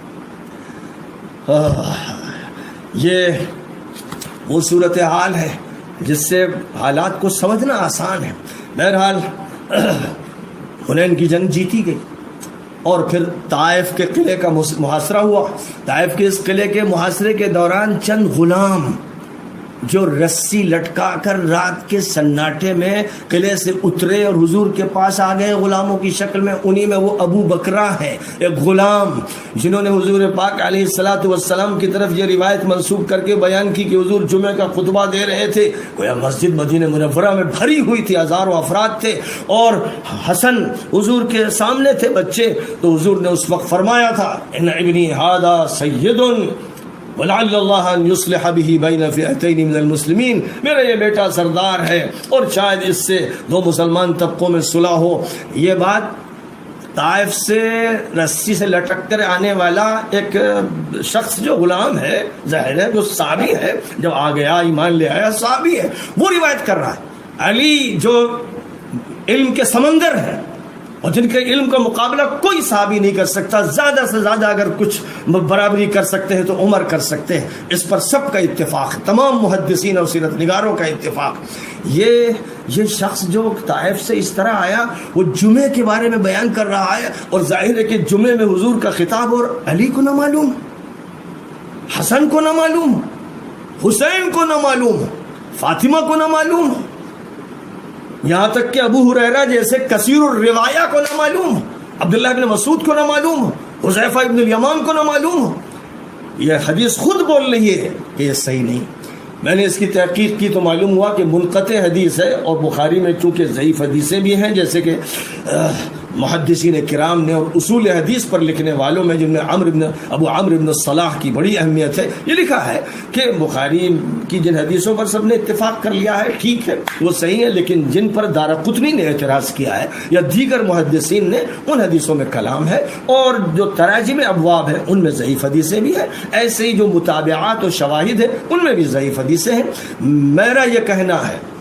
کہ یہ حدیث ضعیف ہے، منقطع قرار دی گئی ہے، اور سب سے بڑی بات جو خود اس کے اندر سے بول رہی ہے کہ بھائی حضرت حسن کی فضیلت کے بارے میں کوئی بات ہو جو حضرت حسن تک کو نہ معلوم ہو۔ حضرت علی کے ساتھ بیٹا حسن جنگ جمل میں لڑتا رہا، جنگ صفین میں لڑتا رہا، اور پھر 6 مہینے حضرت حسن کی خلافت رہی، اور ان کی 40,000 پر مشتمل فوج تیار معاویہ سے لڑنے کے لیے، لیکن ان کے دل میں یہ بات آئی کہ بہت خون بہہ چکا اور بہت بہے گا، یہ کسی طرح نہیں مانے گا سیاست کا دیوانہ، اس لیے انہوں نے اس کے منہ پر چتھڑا پھینک دیا کہ بس تو ہی سیاست کر لے، مجھے نہیں چاہیے۔ اس کو صلح اور مصالحات کے الفاظ سے مہذب بنا کر پیش کرنے کی جو کوشش کی گئی ہے، میرا یہ کہنا ہے کہ صحیح روایتیں پڑھ لی جائیں، اور حضرت حسن سے جو تقریر کروائی تھی عمرو بن العاص نے اس موقع پر، اس تقریر کے مضمون کو سامنے رکھ لیا جائے، اور پورا وہ دور جو حضرت علی کا گزرا، اور اس کے بعد حضرت حسن کی خلافت کا 6 ماہ 7 ماہ دور گزرا، کبھی بھی بھول کر کسی موقع پر خلوت میں یا انجمن میں اس حدیث کا حوالہ نہیں آیا۔ کہاں چلی گئی تھی یہ حدیث؟ یہ حدیث کیوں نہیں آتی تھی نہ علی کی زبان پر، نہ حسن کی زبان پر، نہ حسین کی زبان پر، نہ حذیفہ رازدار رسول ذکر کر رہے ہیں، اور جمعے کے خطبے کے بارے میں کہا جا رہا ہے کہ خطبہ ہو رہا ہے، اس میں آپ کہہ رہے ہیں یہ بات تو ایسی کہ جم غفیر جب تک گواہی نہ دے اس حدیث کو قبول نہیں کیا جا سکتا۔ اس لیے میرے نزدیک ترجیح اسی کو ہے جس کے لیے سارے تاریخی واقعات شواہد ہیں، دلیل ہیں، اور اتنی لمبی جو جنگیں ہوئی، پہلے جنگ جمل، پھر ان کے ساتھ جن کے ساتھ یہ مسئلہ تھا صفین کی جنگ ہوئی، اس میں کبھی کسی موقع پر نہ یہ ہوا کہ معاویہ یاد دلاتے کہ حضور نے یہ فرمایا تھا، نہ عمرو بن العاص نے کبھی یاد دلایا، کوئی انسان جانتا نہیں اس حدیث کو، یہاں تک کہ خاندان نبوت نہیں جانتا، اور ابو بکر غلام جانتا ہے جو طائف سے لٹک کر آیا۔ تو کیسی عجیب بات ہے۔ بہرحال مسئلہ یہ ہے کہ گفتگو پھیلتی چلی جاتی ہے، لیکن میں بتانا چاہتا ہوں کہ کیا مقام خود حضور پاک علیہ الصلوۃ والسلام نے حضرت علی کو عنایت فرمایا۔ مکہ مکرمہ فتح ہو گیا۔ اب مکہ مکرمہ کی فتح کے بعد آپ نے جن قائدین کو مختلف علاقوں میں بھیجا کہ جہاں جہاں بھی صنم کدے ہوں ان کو نیست و نابود کر دو، ان میں سب سے نمایاں نام علی کا تھا۔ فرمایا کہ دیکھو جہاں پر بھی بت ہوں ختم کرو، ایسے استھانوں کو ختم کر دو، قبریں اٹھی ہوئی ہوں ان کی پوجا پاٹ ہوتی ہو ان کو زمین کے برابر کر دو۔ یہ ذمہ داری سب سے بڑے پیمانے پر خالد ابن ولید کو بھی دی گئی تھی، اوروں کو بھی دی گئی تھی، لیکن بنیادی طور پر حضرت علی ابن ابی طالب کو یہ ذمہ داری سونپی گئی۔ اور آگے چلتے چلے جائیے، سن 8 کے بعد سن 9 آ گیا، حج کے بارے میں اللہ کا حکم آ گیا۔ ابو بکر صدیق کا حضور نے انتخاب فرمایا، سینئر ہیں، حضور کے ساتھی ہیں، یار غار ہیں، خاص وقار ہیں، ان کے اپنے مقامات ہیں، امیر الحجاج ابو بکر کو بنایا، اور وہ حاجیوں کو لے کر سن 9 میں چلے۔ لیکن اس کے بعد براءۃ من اللہ ورسولہ الی الذین عاہدتم من المشرکین فسیحوا فی الارض 4 اشہر، یہ آیتیں نازل ہوئیں تو نبی صلی اللہ علیہ وسلم نے کسی اور کو نہیں، علی کو بلایا اور کہا کہ علی اب یہ تمہارا کام جو میں کرتا، میں اعلان کرتا ان آیتوں کا، مجھ سے براہ راست سنتے، میں نہیں تو تم ہو، تم ان آیتوں کو لے جاؤ اور وہاں جا کر علی الاعلان سنا دینا۔ یہی آیتیں ہیں جن میں یہ بات سنا دی گئی تھی کہ سن 9 کے بعد کوئی مشرک حرم کے قریب نہیں آئے گا، اور جزیرۃ العرب بھی ان کو خالی کر دینا پڑے گا، ایک مہلت دی جا رہی ہے۔ یہ اعلان جو سربراہ کرتا ہے، جو خلیفہ کرتا ہے یا اس کا نائب کرتا ہے، اس کے لیے علی کا انتخاب۔ اور جب حضرت علی پہنچے ہیں تو چونکہ ابو بکر صدیق تو فنا فی الرسول تھے، جب علی پہنچے ہیں تو حضرت ابو بکر نے ان کا استقبال کیا اور یہ کہا کہ حضور نے آپ کو امیر بنایا ہے، میں آپ کو سونپ دیتا ہوں۔ یعنی وہ تو تیار تھے کہ میں چارج ان کو دے دوں۔ حضرت علی اپنی جگہ اعلیٰ درجے کے دیانتدار حق گو، ان کا کہ نہیں، میں امیر نہیں، امیر آپ ہیں، لہذا عمارت آپ کی رہے گی، اور مجھے یہ ذمہ داری دی گئی ہے کہ سورۃ البراءت کی آیتیں جو نازل ہوئیں وہ میں سنا دوں۔ تو انہوں نے سنایا، اور حضرت ابو بکر نے حضرت ابو ہریرہ وغیرہ کو ساتھ کر دیا کہ بلند آواز سے آپ سب لوگ مل کر ان آیتوں کو سنیں۔ بہرحال یہ سن 9 ہجری کا حج ہے جس میں حضرت علی پھر وہ نمایاں نظر آ رہے ہیں، نبی کی نیابت کرتے ہوئے نظر آ رہے ہیں۔ ابو بکر ایک نیابت کر رہے ہیں، اور ایک نیابت جو فیصلہ کن ہے وہ علی کرتے نظر آ رہے ہیں۔ بہرحال سن 9 کا یہ واقعہ ہوا ہے، اور اس کے بعد پھر حضور اکرم صلی اللہ علیہ وسلم نے یمن میں اسلام کی دعوت دینے کے لیے، حالات کو سدھارنے کے لیے، یمن قابو میں نہیں آ رہا تھا، بہت سے لوگوں کو حضور بھیجتے رہے، خالد ابن الولید کو بھیجا تھا اور وہ قابو نہیں پا سکے تو علی کو بھیجا، اور یہ فرمایا کہ خالد کے ساتھ جو لوگ ہیں تمہارے ساتھ رکنا چاہیں تو رکیں، واپس آنا چاہیں تو واپس آ جائیں، اور اب تمہارے ہاتھ میں چارج رہے گا۔ حضرت علی نے یمن میں جب تقریر فرمائی تو پورا قبیلہ ہمدان اسلام لے آیا۔ اللہ نے حضرت علی کو جو زبان دی تھی، جو فصاحت دی تھی، دل میں جو ایمان دیا تھا، جو نبی کی نیابت کی باتیں تھیں، اللہ نے ان میں اس طرح مجتمع فرما دی تھی کہ ان کے مقابل میں کوئی نہیں ٹک پاتا تھا۔ بہرحال یہ حضرت علی ہے کہ اب یمن میں انہوں نے کام کیا، اور اس کے بعد یمن سے چلے جب سن 10 کا حج ہونے والا تھا، نبی اکرم صلی اللہ علیہ وسلم کی طرف سے اعلان کر دیا گیا تھا کہ اب میں حج کے لیے جاؤں گا، اب حضور کی قیادت اور امارت میں حج ہوگا، یہ حضور کا اولین حج ہوگا اور آخری حج ہوگا، حجۃ الوداع ہوگا، یہ اللہ کی طرف سے حضور کے اشارے دے دیے گئے تھے۔ تو اس موقع پر حضرت علی یمن سے اونٹ لے کر آئے بڑی تعداد میں، اور حضور صلی اللہ علیہ وسلم مدینہ منورہ سے لے کر گئے 63 اونٹ حضور یہاں سے لے کر گئے، اور 100 میں سے بقیہ اونٹ علی یمن سے لے کر آئے۔ اور اس کے بعد اب حج میں حضور کا کون ساتھی ہے؟ حج کے مسائل گھر کی طرح سب سے زیادہ قریب فرد کی حیثیت سے کون ادا کرے گا؟ علی تھے۔ جب علی آئے تو حضور نے کہا کیا نیت کی؟ کہا کہ حضور جو آپ کی نیت ہے وہ میری نیت ہے، میں نے یہی پہلے سے سوچ رکھا تھا۔ تو حضور نے پھر علی کو اپنے ساتھ جوڑا، اور جب قربانی کا مسئلہ آیا تو آپ نے 63 اونٹ خود قربان کیے، اپنی عمر کے ہر سال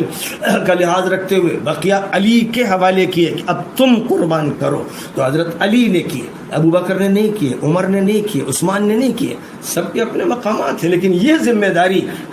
حج میں جو ساتھ ہے وہ علی کا ہے، اور علی کو قربانی کی ذمہ داری سونپی جا رہی، کیونکہ علی حضور پاک علیہ الصلوۃ والسلام کے گویا فرزند ارجمند ہے، داماد صرف داماد نہیں ہے۔ اب آپ ذرا اس پیچھے تھوڑا سا آ جائیے، اور جنگ بدر کے بعد حضور پاک علیہ الصلوۃ والسلام نے طے فرمایا کہ علی کی شادی فاطمہ سے کر دی جائے، اپنی سب سے چہیتی بیٹی سے، وہ بیٹی جس کو آپ نے فرمایا کہ یہ جنت کی خواتین کی سردار ہے۔ علی کی شادی جنگ بدر کے بعد ان سے کی، اور یہ فرمایا فاطمہ سے، فاطمہ میں نے تمہاری شادی ایسے شخص سے کی ہے جو دنیا میں بھی سردار ہے اور آخرت میں بھی سردار ہے۔ امام ابو عمر ابن عبد البر رحمۃ اللہ علیہ اور دیگر حضرات نے صحابہ پر جو کتابیں لکھی ہیں، جس میں ان کی کتاب کا نام الاستیعاب ہے، اور اس میں بڑی جامعیت کے ساتھ چیزوں کو پیش کیا گیا ہے، اس میں یہ بات انہوں نے درج کی ہے کہ حضور اکرم صلی اللہ علیہ وسلم نے ان سے یہ کہا تھا، فاطمہ رضی اللہ تعالی عنہا سے، فاطمہ میں نے تمہاری شادی اس نوجوان سے کی ہے کہ جو دنیا کا بھی سردار ہے اور آخرت کا بھی سردار ہے۔ دوسری روایت ہے کہ میں نے تمہاری شادی سید العرب سے کی ہے۔ عائشہ صدیقہ رضی اللہ تعالی عنہا کہتی ہے کہ ایک موقع پر حضور نے حضرت علی کے لیے سید العرب کا لفظ استعمال کیا تو وہ کہنے لگی آپ ہیں سید العرب؟ فرمایا کہ میں تو سید العربی والعجم ہوں ہی، وہ انسانیت کا سردار ہوں، علی عربوں میں سب سے نمایاں ہے، ان کو سیادت اللہ کی طرف سے دی گئی۔ یہ نبی پاک علیہ الصلوۃ والسلام کے ارشادات ہیں، اور یہ وہ مقامات ہیں جن کے وہ اہل تھے ہر اعتبار سے، اور ظاہر ہے کہ حضور فرما دے تو بس بات تو پھر ختم ہو جاتی۔ اب یہ جناب والا سن 10 ہجری کا حج ہے۔ نبی اکرم صلی اللہ علیہ وسلم 14 ذی الحجہ کو مکہ مکرمہ سے حج کرنے کے بعد مدینہ منورہ کی طرف رواں دواں ہے۔ بریدہ جن کو حضرت علی کے بارے میں شکایت تھی، یمن کے بارے میں ایک شکایت کی تھی، حضور نے بریدہ کو ڈانٹا اور کہا کہ تم علی سے بغض رکھتے ہو، یاد رکھو کہ علی برحق ہے اور انہوں نے جو کچھ بھی لیا ان کے حق سے کم ہے۔ تو بریدہ نے تو اسی وقت توبہ کر لی تھی اور قسم کھا لی تھی کہ علی سے محبت کروں گا، وہ مسئلہ تو حل ہو گیا تھا۔ لیکن اب آپ جب واپس آ رہے ہیں تو جحفہ کے قریب جو شام والوں کی میقات ہے، مکے اور مدینے کے راستے کا درمیانی حصہ ہے، 18 ذی الحجہ کی تاریخ تھی۔ حضور پاک علیہ السلام نے فرمایا کہ غدیر خم ایک تالاب جہاں تھا، اسی مقام پر آپ لوگ ٹھہرے۔ 30-40 ہزار صحابہ تھے حضور کے ساتھ جو حاجی مدینے سے گئے تھے۔ ذہن میں رکھیے گا کہ تبوک کے سفر میں حضور پاک علیہ الصلوۃ والسلام کے ساتھ 30 ہزار تھے، اور یہ سب حج کا جو سفر تھا اس میں 40-50 ہزار تھے، اور یہ آپ کے ساتھ واپس آ رہے تھے۔ اور غدیر خم پر آپ نے روکا اور اعلان فرمایا کہ کہہ دو کہ سب لوگ جماعت کے ساتھ میرے ساتھ نماز پڑھیں گے۔ زور کی نماز کا اعلان ہوا، زور کی نماز کے لیے سارا مجمع وہاں اکٹھا ہو گیا، ورنہ سفروں میں کبھی اجازت ہوتی تھی کہ اپنے خیموں میں پڑھ لو، لیکن آپ نے سب کو جمع فرمایا۔ ایک مجمع تھا، ایک ٹھٹ کا ٹھٹ تھا، ایک زبردست قسم کا اجتماع ہو رہا تھا۔ اس میں حضور پاک علیہ الصلوۃ والسلام تشریف لائے۔ میں نے کل بھی دکھایا تھا اور یہ بتایا تھا کہ جو روایت حضرت علی کے بارے میں ثابت ہے، اس موضوع پر جو روایت ثابت ہے، جس کے بارے میں تفصیل کے ساتھ یہ پورا ایک رسالہ میں نے لکھا ہے، 25 صحابہ کے تو نام کے ساتھ، اور بہت سے پیچھے کیا تھا کہ حضرت عمر نے اسے لکھوانے نہیں دیا۔ بہرحال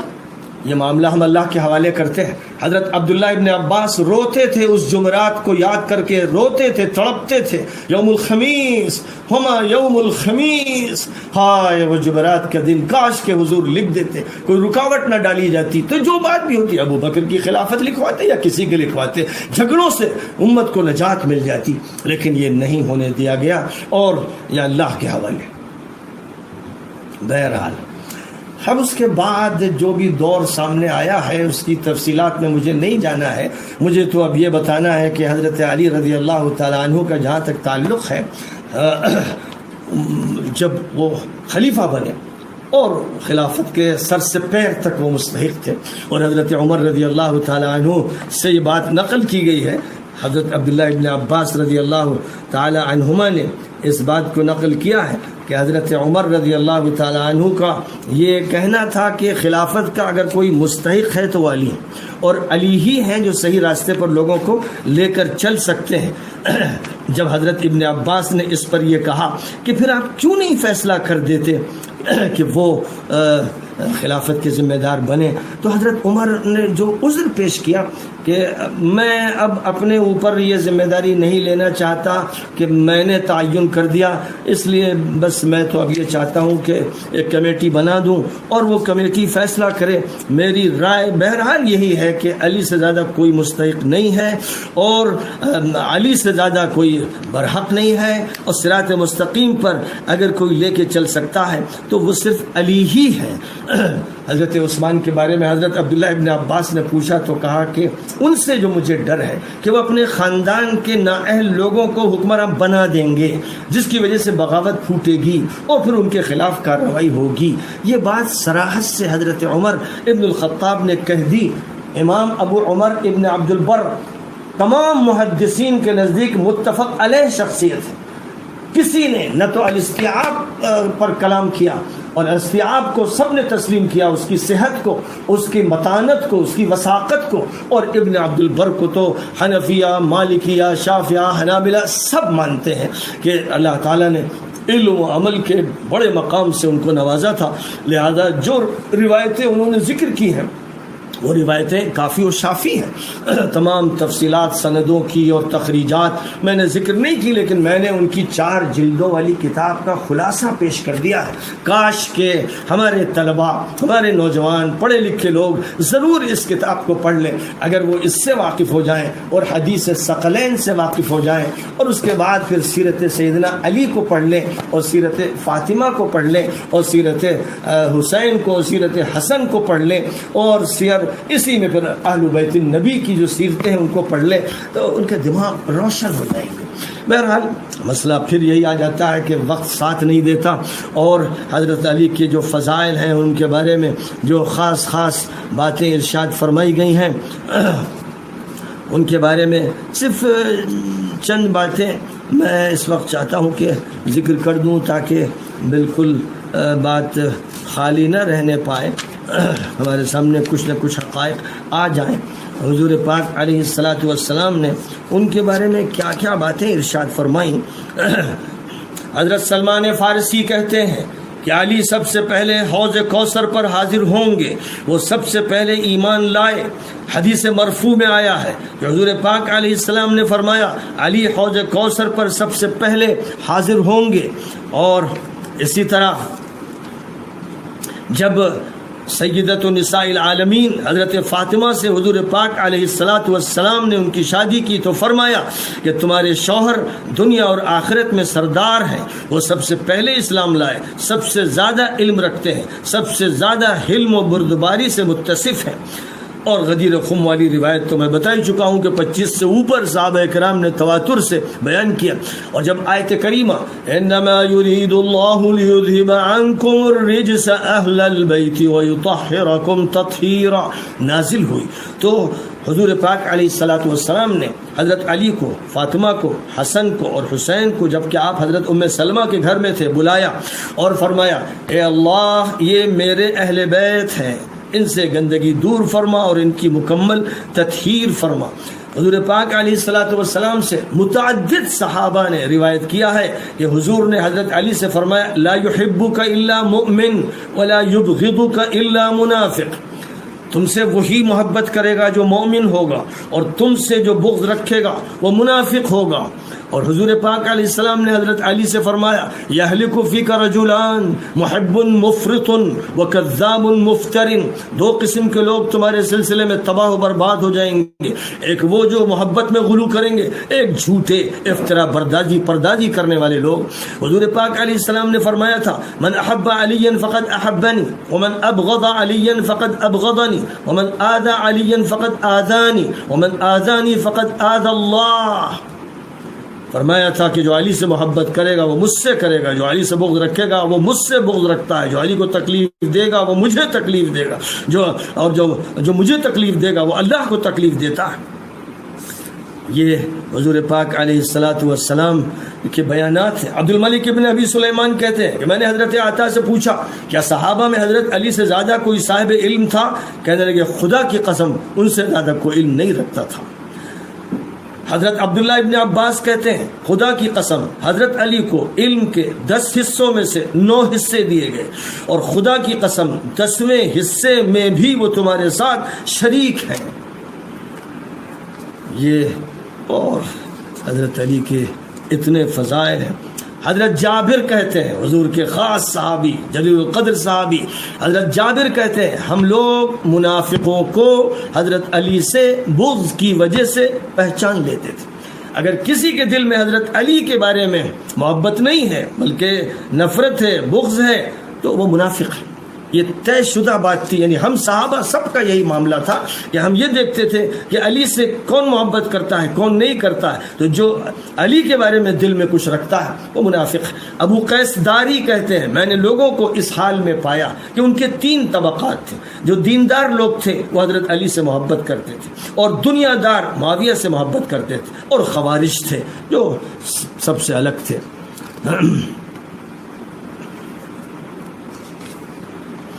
امام شعبی کہتے ہیں کہ حضرت مسروق نے انتقال سے پہلے اس سے توبہ کی کہ وہ حضرت علی کے ساتھ باغیوں کے خلاف جنگ میں شریک نہیں ہوئے۔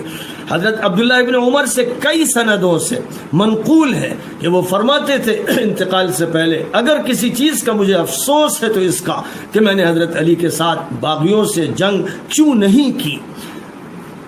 امام ابو عمر ابن عبد البر کہتے ہیں کہ صحیح سندوں سے یہ حدیث ثابت ہے حضرت علی سے، عبداللہ ابن مسعود سے، حضرت ابو ایوب انصاری سے کہ حضرت علی کو حکم تھا کہ الناکثون عہد توڑنے والوں سے مقابلہ کریں، اور القاسطون ظلم کرنے والوں سے مقابلہ کریں، اور المارقون حق سے خروج کرنے والوں سے جنگ کریں۔ اور پھر حضرت علی نے فرمایا تھا کہ الناکثون سے مراد طلحہ اور زبیر اور جن کے ساتھ جو ہیں وہ تھے، جن کو پھر حضرت علی نے جب سمجھایا تو جنگ سے انہوں نے فرار اختیار کیا اور بعد میں ان کو شہید کر دیا گیا۔ اور القاسطون کے بارے میں فرمایا کہ یہ معاویہ اور اس کے ساتھی ہیں باغی، یہ وہ مراد ہیں، اور المارقون سے خارجی مراد ہے۔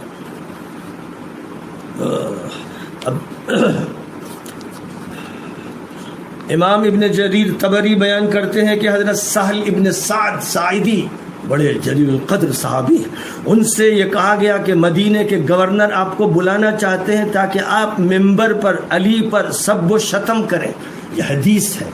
اور صحابی سے صحیح سند کے ساتھ منقول ہے، تو انہوں نے کہا کہ میں یہ نہیں کر سکتا۔ عامر ابن عبداللہ ابن زبیر سے مروی ہے کہ انہوں نے اپنے کسی صاحبزادے کو حضرت علی کی تنقید کرتے سنا تو فرمایا آئندہ کبھی ایسا نہ کرنا۔ بنو امیہ نے انہیں 60 سال گالی دی تو اللہ نے ان کی رفعت و بلندی میں اور اضافہ فرمایا۔ دین جس کی تعمیر کرتا ہے دنیا اس کو منہدم نہیں کر سکتی، دنیا جس چیز کی تعمیر کرتی ہے خود ہی اس کو منہدم کر دیتی ہے۔ حضرت عمر رضی اللہ تعالیٰ عنہ سے حضرت عبداللہ ابن عباس نقل کرتے ہیں کہ حضرت عمر نے ابن عباس سے کہا تمہارے ساتھی تمہارے رفیق علی سب سے زیادہ خلافت کے مستحق ہیں، انہیں سبقت حاصل ہے، ان کا بڑا علمی مقام ہے، حضور سے قرابت ہے، وہ آپ کے داماد ہیں۔ تو میں نے عرض کیا کہ پھر کیوں نہیں ان کو بناتے؟ کہا ان میں ذرا مزاح، اب ظاہر ہے کہ اس پر غور کیا جائے۔ ایک جگہ یہ جواب منقول ہے کہ انہوں نے فرمایا کہ بھائی اب میں اپنے اوپر ذمہ داری یہ لینا نہیں چاہتا کہ میں انتخاب کر دوں، میں تو بس کمیٹی بنا دینا چاہتا ہوں۔ تو حضرت عبداللہ ابن عباس کہتے ہیں میں نے عرض کیا کہ عثمان کو بنا دیجئے، کہنے لگے کہ اگر میں نے ان کو عمارت سونپ دی تو وہ ابو معیط کی اولاد کو لوگوں کی گردنوں پر مسلط کر دیں گے جو اللہ کی نافرمانی کریں گے. بخدا اگر میں ایسا کروں گا تو وہ ویسا کریں گے، اور اگر وہ ایسا کریں گے تو لوگ بھی اپنا کام کریں گے. آخر یہی ہوا کہ لوگ بھڑکے اور انہیں شہید کر دیا. بہرحال حضرت علی کے لیے یہ ساری باتیں نبی پاک علیہ السلام نے فرمائیں، اور حضرت علی کے اخلاص، ان کی دیانت اور ان کی تواضع اور ان کے حلم و بردباری کی گواہی نبی نے دی تھی. اس کا یہ نتیجہ تھا کہ باوجود اس کے اتنی بہت سی باتوں کے انہوں نے حضرت ابو بکر کا پورا ساتھ دیا، حضرت عمر کا ساتھ دیا، حضرت عثمان کا ساتھ دیا. انہوں نے ان کے خلاف بغاوت نہیں کی. جو لوگ یہ کہتے ہیں کہ علی نے تقیہ کیا، مجرم ہیں. علی جیسا انسان، ایسا بہادر، ایسا جری اور ایسا طاقت والا جس نے عمرو ابن عبد ود کو جنگ خندق میں مارا،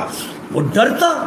حضرت علی کا جملہ ہے کہ ابو بکر نے چونکہ حق کے ساتھ حکومت کی، اپنے لیے نہیں کی، عمر نے ایسا کیا، ورنہ میری تلوار ہوتی اور ان کی گردنیں ہوتی.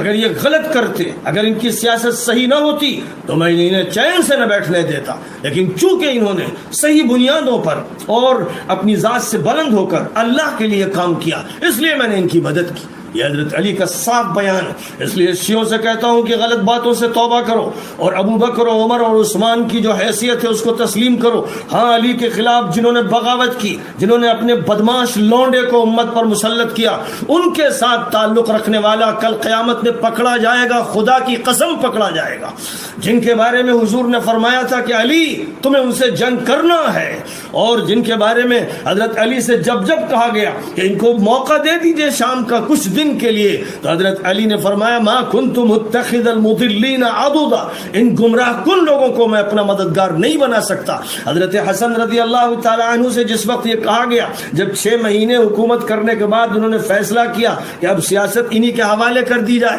اور ان سے تقریر کروائی گئی، تو انہوں نے جو اس موقع پر آیت قرآنی پڑھی اس میں یہ فرمایا وَإِنْ أَدْرِي قَرِيبٌ أَمْ بَعِيدٌ مَا تُوعَدُونَ، اور پھر یہ فرمایا وَإِنْ أَدْرِي لَعَلَّهُ فتنۃ لکم ومتاع الی حین. میں نہیں جانتا. قرآن پاک میں یہ بات نبی پاک علیہ السلام کے ذریعے کہلوائی گئی. حضرت علی نے کہا میں نہیں جانتا، لیکن بہرحال یہ دنیا میں تمہارے لیے فتنہ ہے اور تھوڑی سی زندگی کی لذتیں ہیں، تم جو چاہو فائدہ اٹھا لو. حضرت اس وقت جب حضرت حسن نے یہ بات کہی تو معاویہ چڑ گئے تھے، اور عمرو بن العاص سے کہا تم نے اسی لیے تقریر کروائی تھی کہ یہ مجھے ذلیل کرے. واقعات کی حقیقت کچھ اور ہے، اور کہیں پر بھی ابو بکرہ کی حدیث کا حوالہ اس پوری مدت میں نظر نہیں آتا کسی کی زبان پر، نہ موافق کی نہ مخالف کی. تو بعد کے دنوں میں کہاں سے نکال کے لائی گئی یہ حدیث. بہرحال حقیقت ہم اس کی بھی اللہ پر چھوڑ دیتے ہیں. باتوں کو اب سمیٹنے کی ضرورت ہے کیونکہ بہت طول ہوتا چلا جا رہا ہے. اور حضرت حسین کا جہاں تک تعلق ہے حضرت حسن کا جو دور گزرا ہے وہ تو اپنے والد کے ساتھ گزرتا رہا، اور جو معاہدہ طے پایا تھا اس میں یہ طے پایا تھا کہ معاویہ کے بعد حسن خلیفہ ہوں گے. یہ معاہدہ طے پایا تھا، اور اس معاہدے کے طے پانے کے بعد اب ذمہ داری یہ تھی کہ ان کے بارے میں جناب معاویہ یہ کہہ دیتے کہ بھئی جب تک میں زندہ ہوں میں ہوں، بعد میں حسن ہوں گے. اور چونکہ حضور پاک علیہ السلام نے اپنی حدیث صحیح میں فرمایا تھا کہ جو شخص یہ جانتا ہو کہ کوئی شخص افضل موجود ہے، اہل موجود ہے، اس کے ہوتے ہوئے بھی وہ نا اہل کو اور غلط شخص کو اگر ذمہ داری سونپتا ہے تو پھر اس پر اللہ کی لعنت ہے، اس پر فرشتوں کی لعنت ہے، وہ جہنم کے عذاب سے بچ نہیں پائے گا. بہت ہی صاف و صریح بات فرمائی تھی. اب ظاہر ہے کہ جب حسین موجود ہو، حسن موجود ہو، جن کی خلافت تھی خلافت راشدہ، اور اس کا خاتمہ کر کے الملک العضوض ایک ظالمانہ حکومت کا نظام شروع کیا گیا. حضور نے فرمایا تھا کہ خلافت راشدہ کے بعد جو ملوکیت ہوگی وہ ظالمانہ ہوگی. یہ حدیث بھی متعدد صحابہ سے صحیح سندوں سے یقینی طور پر ثابت ہے. اور میں نے اس موضوع پر بھی ایک ملکن عدود کے نام سے لکھی اور وہ ساری روایتیں اس میں اس سلسلے کی جمع کر دی ہیں، بڑی قوی و پختہ اور صحیح سندوں کے ساتھ یہ بات ارشاد فرمائی گئی ہے۔ تو جب اس پوری حکومت کے بارے میں یہ کہہ دیا گیا، اور حضرت ابو بکر صدیق رضی اللہ تعالی عنہ کا جہاں تک تعلق ملک عدوز کے نام سے، جس میں اسی ظالمانہ حکومت کے بارے میں نبی نے جو فرمایا، اور ابو ہریرہ جو حضور کے خاص راوی ہیں وہ معاویہ کے دور میں تھے، اور وہ یہ کہتے تھے کہ حضور نے جو علم مجھے دیا اس کے دو حصے ہیں، ایک حصہ وہ ہے جس کو میں بیان کر چکا ہوں، ایک حصہ وہ ہے جن میں ظالم حکمرانوں، گورنروں اور مجرم لوگوں کے تذکرے ہیں، اگر میں ان کا ذکر کر دوں، نام لے لوں تو میری گردن کاٹ دیں گے۔ وہ یزید کے دور میں نہیں تھے، وہ تو دعا مانگتے تھے کہ اللہ سال سے پہلے مجھے موت دے دے، کیونکہ وہ دور جبریت اور عتو کا آنے والا تھا، یہ کٹ کھانا دور تھا۔ حضور نے فرمایا تھا کہ خلافت راشدہ کے بعد کاٹ کھانے والی حکومت ہوگی، اس کے بعد جبر و سرکشی اور ظلم والی دہشت گردانہ حکومت ہوگی۔ یزید کی حکومت جبر و عتو کی تھی، معاویہ کی جو حکومت تھی بنص حدیث نبوی ملکن عدود تھی۔ اس کا جو انکار کرے، کھلے بندوں میں دعوت دیتا ہوں کہ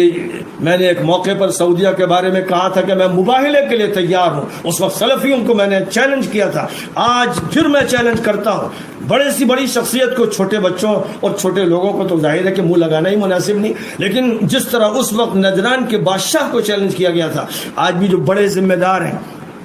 لوگوں کو برا لگنے لگتا ہے، لیکن میں کہتا ہوں مولانا رابع صاحب، حمزہ صاحب، بلال صاحب ندوے کے میدان میں مباہلے کے لیے تیار ہو جائیں۔ اگر وہ یہ سمجھتے ہیں کہ معاویہ نے انصاف کیا اور یہ ان کا حق تھا تو وہ اس بات کو اپنے دل میں رکھ کے کہیں گے، اور میں وہ کہوں گا جو علی نے کہا، جو حسین نے کہا، طاغیہ کہا ان کو، حضرت علی نے کہا، حسین نے کہا، لڑے ان سے اور فرمایا کہ حضور نے فرمایا تھا کہ ان سے جنگ کرو۔ میں اس نظریے کو بنیاد بنا کر بات کروں گا، اللہ فیصلہ کرے گا، اللہ کی طرف سے آگ آئے گی، کسی کو جلائے گی، اس کے لیے میں تیار ہوں، ڈنکے کی چوٹ پر چیلنج کرتا ہوں، لیکن میرا چیلنج قبول کرنے کے لیے سب سے بڑا ذمہ دار ہونا چاہیے۔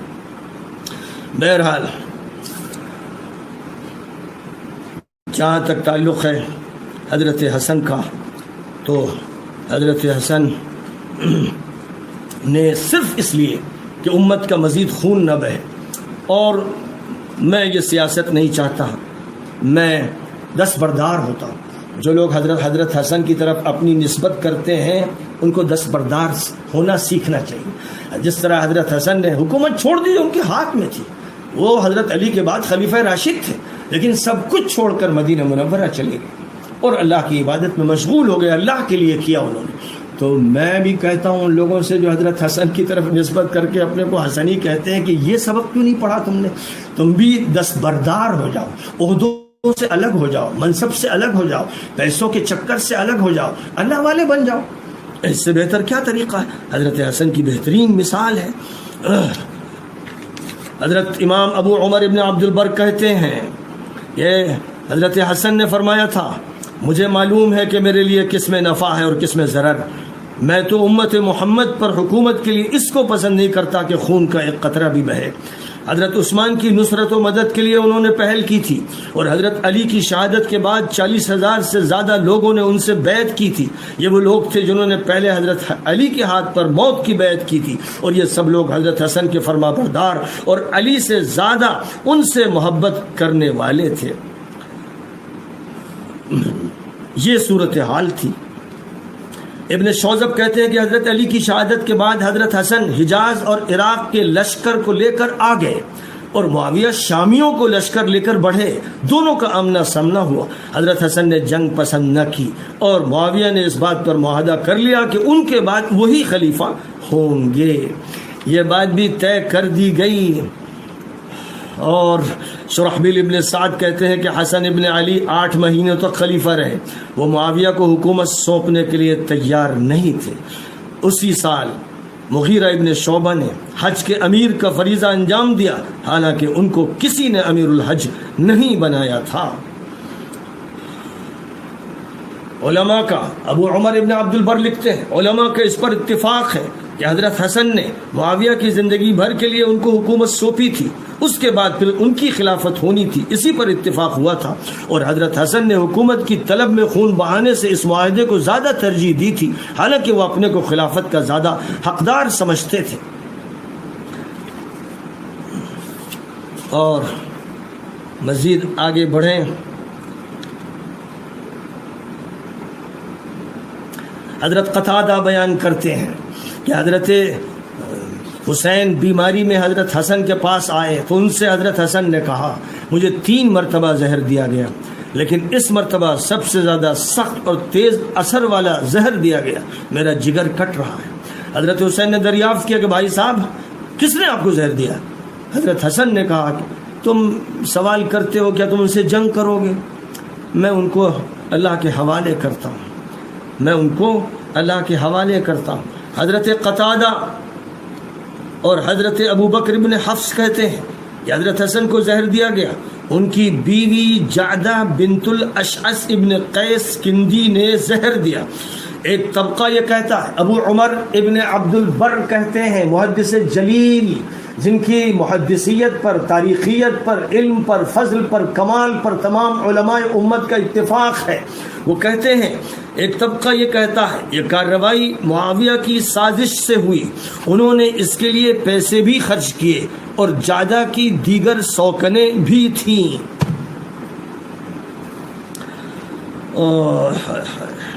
حضرت حسن نے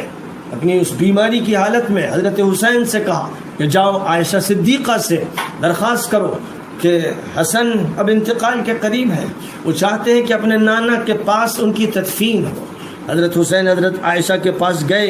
اور جا کر انہوں نے ان سے درخواست کی تو حضرت عائشہ تڑپ گئیں اور کہا کہ بصر و چشم، اس سے زیادہ میرے لیے خوشی کی بات کیا ہو سکتی؟ حسن کو وہیں دفن کیا جائے گا، اور یہ میرا گھر کیا، اصل تو انہی کا گھر ہے۔ یہ بات طے ہو گئی، اور اب اس کے بعد جب بالکل وقت قریب تھا تو حضرت حسن نے حضرت حسین سے کہا دیکھو میں نے اجازت حضرت عائشہ سے لی تھی، لیکن ممکن ہے کہ انہوں نے تأثر میں اجازت دے دی ہو، اب جب میرا انتقال ہو جائے تو دوبارہ عائشہ صدیقہ سے اجازت لے لینا۔ حضرت حسین نے انتقال کے بعد حضرت عائشہ سے پھر اجازت طلب کی، انہوں نے کہا پھر بصر و چشم، بالکل میرے لیے عزت کی بات ہے کہ حسن کو وہاں دفن کیا جائے۔ اور اس کے بعد جب جنازے کو لے کر چلنے کی نوبت آئی تو وہ منحوس بدقسمت جس کے بارے میں حضور پاک علیہ الصلاۃ والسلام نے کہا تھا، حضرت علی نے کہا تھا کہ یہ اور اس کا باپ یعنی مروان اور اس کا باپ حکم، یہ دونوں اس امت کے لیے تباہی کی علامت ہیں، یہ مجرم و منحوس ہیں۔ اور بعد میں وہ دور بھی آیا کہ مروان کو اسی کی بیوی نے بورے میں دبا کر اور کچل کر مزید عورتوں کی مدد سے مارا، اس لیے کہ وہ بڑا بے حیا تھا اور بڑا بدماش تھا۔ تو بہرحال حضرت حسن نے حضرت حسین سے کہا تھا کہ میں نے عائشہ سے درخواست کی تھی کہ جب میرا انتقال ہو تو مجھے ان کے گھر میں حضور کے پاس دفن کیا جائے، نانا کے پاس دفن کیا جائے۔ انہوں نے قبول کیا تھا، میں نہیں جانتا شاید انہوں نے شرم میں ایسا کہہ دیا، لہذا جب میرا انتقال ہو تو پھر ان سے درخواست کرنا، اگر وہ خوشی سے اجازت دیں تو ان کے گھر میں میری تدفین کرنا۔ میرا گمان ہے، حضرت حسن فرما رہے ہیں، میرا گمان ہے کہ بنی امیہ کے یہ لوگ تمہیں اس ارادے سے روکیں گے، اگر وہ ایسا کریں تو ان سے بات مت کرنا اور مجھے بقیع الغرقد میں ہی دفن کر دینا۔ حضرت حسن کے انتقال کے بعد حضرت حسین حضرت عائشہ کے پاس آئے اور ان سے درخواست کی، انہوں نے کہا کہ بالکل بخوشی۔ اس کی خبر مروان کو جیسے ہی لگی،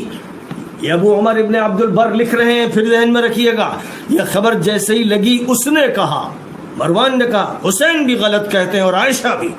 خدا کی قسم وہاں ہم دفن نہیں ہونے دیں گے۔ جب حضرت حسین کو یہ بات معلوم ہوئی تو انہوں نے اور ان کے ساتھ کچھ لوگوں نے ہتھیار اٹھا لیے۔ مروان کو معلوم ہوا تو اس نے بھی ہتھیار لے لیے، زرہ پہن لی۔ حضرت ابو ہریرہ کو جب اس کا علم ہوا تو انہوں نے مروان سے کہا کہ یہ کھلا ظلم ہے، حسن کو اپنے نانا کے پاس دفن نہ ہونے دیا جائے، خدا کی قسم وہ حضور کے جگر گوشہ ہیں۔ پھر وہ حضرت حسین کے پاس گئے، ان سے بات کی، ان کو اللہ کی قسم دی اور ان سے کہا کہ آپ کے بھائی صاحب نے کہا تھا کہ اگر جنگ کا خطرہ ہو تو مجھے مسلمانوں کے عام قبرستان میں دفن کر دینا۔ حضرت ابو ہریرہ لگے رہے یہاں تک کہ حضرت حسین کو راضی کیا اور جنازے کو بقیع الغرقد میں دفن کیا گیا۔ اور مزید یاد رکھیے جو لوگ مصالحت کی بات کرتے ہیں بے شرم و بے حیا، سن لیں محدث جلیل کی بات، بنی امیہ میں سے سعید ابن العاص کے علاوہ جو مدینے کا گورنر تھا کوئی شخص جنازے میں شریک نہیں ہوا۔ یہ تھے جن سے مصالحت ہوئی تھی، یہ تھے جن کی قدر کی گئی تھی، اور معاویہ دمشق میں بیٹھے ہوئے تھے، ان کے بدماش گورنر ہر جگہ بدماشی کر رہے تھے، اور مروان سب سے بڑا مجرم منحوس بدماش تھا جس نے یہ رویہ نواز رسول کے ساتھ اختیار کیا۔ بنو امیہ میں سے سعید بن العاص کے علاوہ کوئی شخص شریک نہیں ہوا، اور حضرت حسین نے عام روایت کے مطابق نماز پڑھانے کے لیے اس کو بڑھا دیا۔ خالد ابن الولید ابن عقبہ نے بنی امیہ کو خدا کا واسطہ دیا کہ انہیں جنازے میں شریک ہونے دیا جائے، تب انہیں اکیلے جانے دیا گیا۔ یہ تھے یہ بنی امیہ، یہ تھے معاویہ اور ان کے ساتھ کے لوگ جنہوں نے حضرت حسن کے ساتھ غداری کی۔ اور یہ بیان ہے مورخین کا کہ زہر یزید کو بیچ میں ڈال کے دلوایا، لیکن صرف یہ اسی لیے کیا کہ وہ یزید کو ولی عہد بنانا چاہتے تھے، لہذا ایک طرف حضرت حسن کو شہید کروا دیا گیا، اور اس کے بعد دوسرے سال مکے اور مدینہ کا دورہ کر کے دھمکیوں کے ماحول میں حسن، عبداللہ ابن حسین، عبداللہ ابن زبیر، عبد الرحمن ابن ابی بکر اور عبداللہ ابن عمر،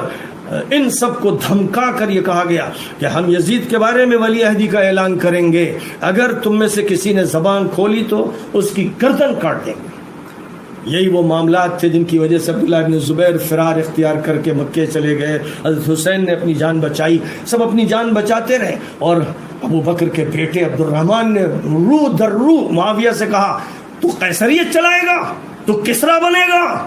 تو رومن امپائر اور پرشین امپائر کی نقل اتارے گا۔ یہ عبد الرحمن ابن ابو بکر کے الفاظ ہیں۔ ابو بکر کے دوسرے بیٹے محمد ابن ابی بکر کو معاویہ اور عمرو بن العاص اور معاویہ ابن حدیج نے مصر میں مار کر، علی کے وہ گورنر تھے، ان کو شہید کر کے ایک گدھے کی کھال میں ان کا جسم ڈال کر آگ لگائی تھی۔ اور عائشہ صدیقہ کو جب یہ معلوم ہوا تھا تو عائشہ صدیقہ تڑپتی تھی اور قنوت نازلہ نوازوں میں نام لے کر معاویہ اور عمرو بن العاص کا پڑھتی تھی۔ امام ذہبی کی کتاب اٹھا کے دیکھ لیجئے اور محدثین کی کتابیں اٹھا کر دیکھ لیجئے کہ کیا انہوں نے واقعہ بیان نہیں کیا ہے۔ شرائم قرآن تو یہ کہتا ہے کہ ایک انسان کو جس نے مارا پوری انسانیت کو قتل کر دیا، اور 130 بدریوں کو قتل کیا اس باغی نے، اور 800 ان لوگوں کو جو شریک تھے حدیبیہ، جو شریک تھے بیت الرضوان میں، ان کو شہید کیا گیا، ان سے لڑا گیا، مقابلہ کیا گیا۔ محدثین کا بیان ہے کہ 130 بدری حضرت علی کے ساتھ تھے، اور 800 وہ تھے جو بیت الرضوان میں شریک تھے، اور باقی کبار تابعین کی پوری فوج تھی جن کو ان مجرموں نے، خطا کاروں نے، ان ذلیلوں نے، مسخ شدہ لوگوں نے شیعہ کہہ کر الگ کر دیا، اور بعد میں جن لوگوں نے شیعہ کا لفظ خود اپنے لیے استعمال کر لیا وہ بھی نادانی میں مبتلا ہوئے کہ اللہ نے کہا تھا ہوا سماکم المسلمین، مسلم بولو اپنے لیے۔ اگر مسلم کا لفظ بولا جاتا تو آج انہیں حق تھا کہ اس وقت کی یہی یزیدی طاقتوں سے، اس وقت کے مجرموں سے، آل سعود اور آل نہیان سے اور آل یہود سے وہ مقابلہ کرتے۔ میں یقین کے ساتھ کہتا ہوں پوری امت ان کا ساتھ دیتی، لیکن اسلام کی سربلندی کے لیے، یہودیوں سے مقابلے کے لیے، اس کے ایجنٹوں سے مقابلے کے لیے اگر وہ بڑھتے، اور آج بھی اگر وہ بڑھیں اور لفظ، وہ تمام الفاظ جن سے فرقوں کی بو آتی ہے ان کو دفن کر دیں، اور جو لفظ استعمال کریں وہ اسلام کا، اسی کے معنوں کو سمجھیں اور قرآن کی طرف رجوع کریں، تو پوری امت ان کے ساتھ کھڑی ہوگی۔ جو یہودیوں سے لڑیں گے، صہیونیوں کا مقابلہ کریں گے، صلیبیوں کا مقابلہ کریں گے، ان کے ایجنٹوں کا مقابلہ کریں گے، حرمین کو آزاد کرائیں گے، پوری امت ان کے ساتھ کھڑی ہوگی۔ اسی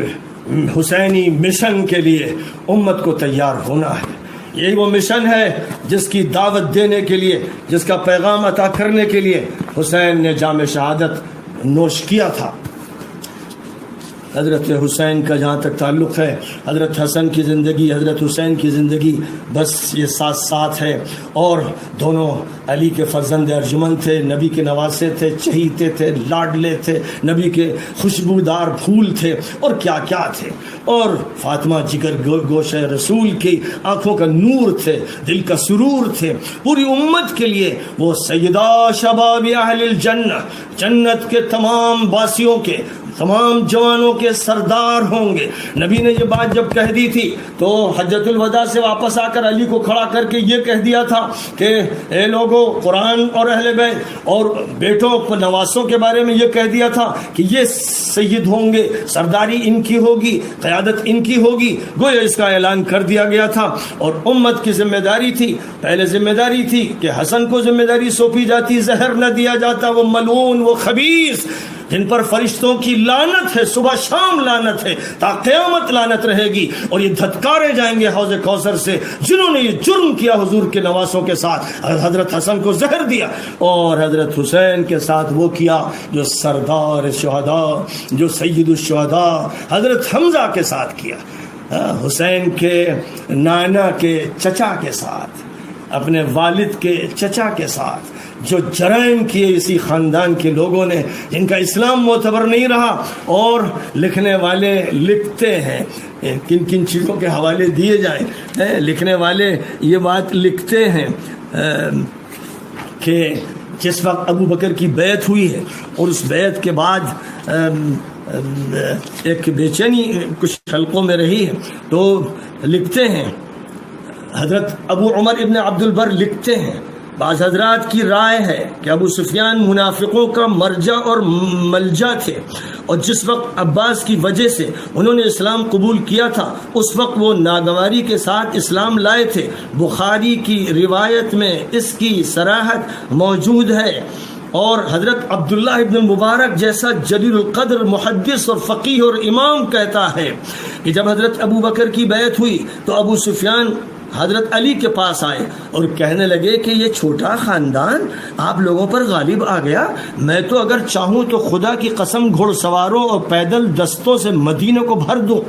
حضرت علی نے فرمایا تم تو اسلام اور مسلمانوں کے ہمیشہ دشمن ہی رہے، اس سے اسلام اور مسلمانوں کو کچھ نقصان نہیں ہوا، اور ہم نے ابو بکر کو خلافت کا اہل پایا ہے اس لیے ان سے بیعت کی ہے۔ حضرت حسن بصری کہتے ہیں، جلیل القدر تابعی مجدد اپنے دور کے، وہ کہتے ہیں جب عثمان کے ہاتھ پر خلافت کی بیعت ہوئی تو ابو سفیان ان کے پاس پہنچے اور ان سے کہنے لگے قبیلہ تیم اور قبیلہ عدی کے بعد اب آپ کو موقع ملا ہے، آپ اس کو گیند کی طرح گھمائیے اور بنی امیہ کو اس کی میخیں بنا دیجئے، یہ بادشاہت ہے، میں جنت و دوزخ نہیں جانتا۔ تو حضرت عثمان چیخ پڑے اور کہا کہ یہاں سے روانہ ہو جاؤ، اللہ تم سے نمٹے۔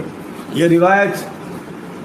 الاستیعاب کی ہے، جو صحابہ پر پہلی معتبر کتاب، جو صحابہ پر کتابیں لکھی گئی ہیں ان میں جو متداول ہیں، مشہور ہیں، معتبر ہیں، ان میں سر فہرست الاستیعاب ہے، اور اس کے بعد اسد الغابہ ہے، اور اس کے بعد ابن حجر کی الاصابہ ہے۔ یہ کتاب سب کے نزدیک معتبر ترین رہی ہے، اور ابو عمر کی روایتوں کو حجت مانا گیا ہے، اور ابو عمر ان محدثین میں ہیں جو بڑے ہی محتاط ہیں، وہ یہ روایتیں نقل کر رہے ہیں، اور یہ روایتیں سینکڑوں اور ہزاروں اور لاکھوں نے سنی ہے، مراکش سے لے کر انڈونیشیا تک، اور یہ کتاب پڑھی گئی ہے 4ویں صدی اور 5ویں صدی سے لے کر آج تک۔ اس لیے مسئلہ ایک کا نہیں ہے، یہ مسئلہ جناب والا کسی آج کے مولوی کا نہیں ہے، یہ کتاب اس دور میں لکھی گئی ہے جو 4ویں صدی کا دور ہے، اور ایک جلیل القدر محدث کے ہاتھ سے لکھی گئی ہے، وہ بیان کر رہا ہے۔ بہرحال حضرت حسین کو جب یہ معلوم ہوا تھا کہ معاویہ کا انتقال ہوا تو فرمایا مات ھذا الطاغیہ، یہ سرکش، یہ طاغوت مر گیا۔ اور اس کے بعد اب وہ دور آ رہا ہے جو جبر کا، عتوب کا، اور ہر طرف سے ہر طرح کی بدماشیوں کا دور ہوگا۔ اب ایک تو وہ وقت تھا کہ علی کے مقابل میں طلقاء میں سے ایک طلیق، جس کو حضور نے بھیڑیں اور گائے دے دی تھی کہ چل بھی کو چرا کر کم از کم ہمارے اپنے شر کو دور کر، اور وہ حدیث عبداللہ ابن عباس کی یاد رکھنے کے قابل ہے جس کے کچھ بدماش تعویلیں کرتے ہیں۔ ابن عباس کی صحیح حدیث سے ثابت ہے کہ فتح مکہ کے بعد ایک موقع پر حضور صلی اللہ علیہ وسلم نے ابن عباس سے کہا کہ معاویہ کو ذرا بلاؤ، کسی مقصد سے آپ نے بلایا، وہ گئے اس کے پاس، وہ کھانا کھا رہے تھے، کہا کہ کہہ دو کہ میں کھانا کھا رہا ہوں، وہ گئے اور جا کر کہا کہ وہ کہہ رہے کھانا کھا رہے۔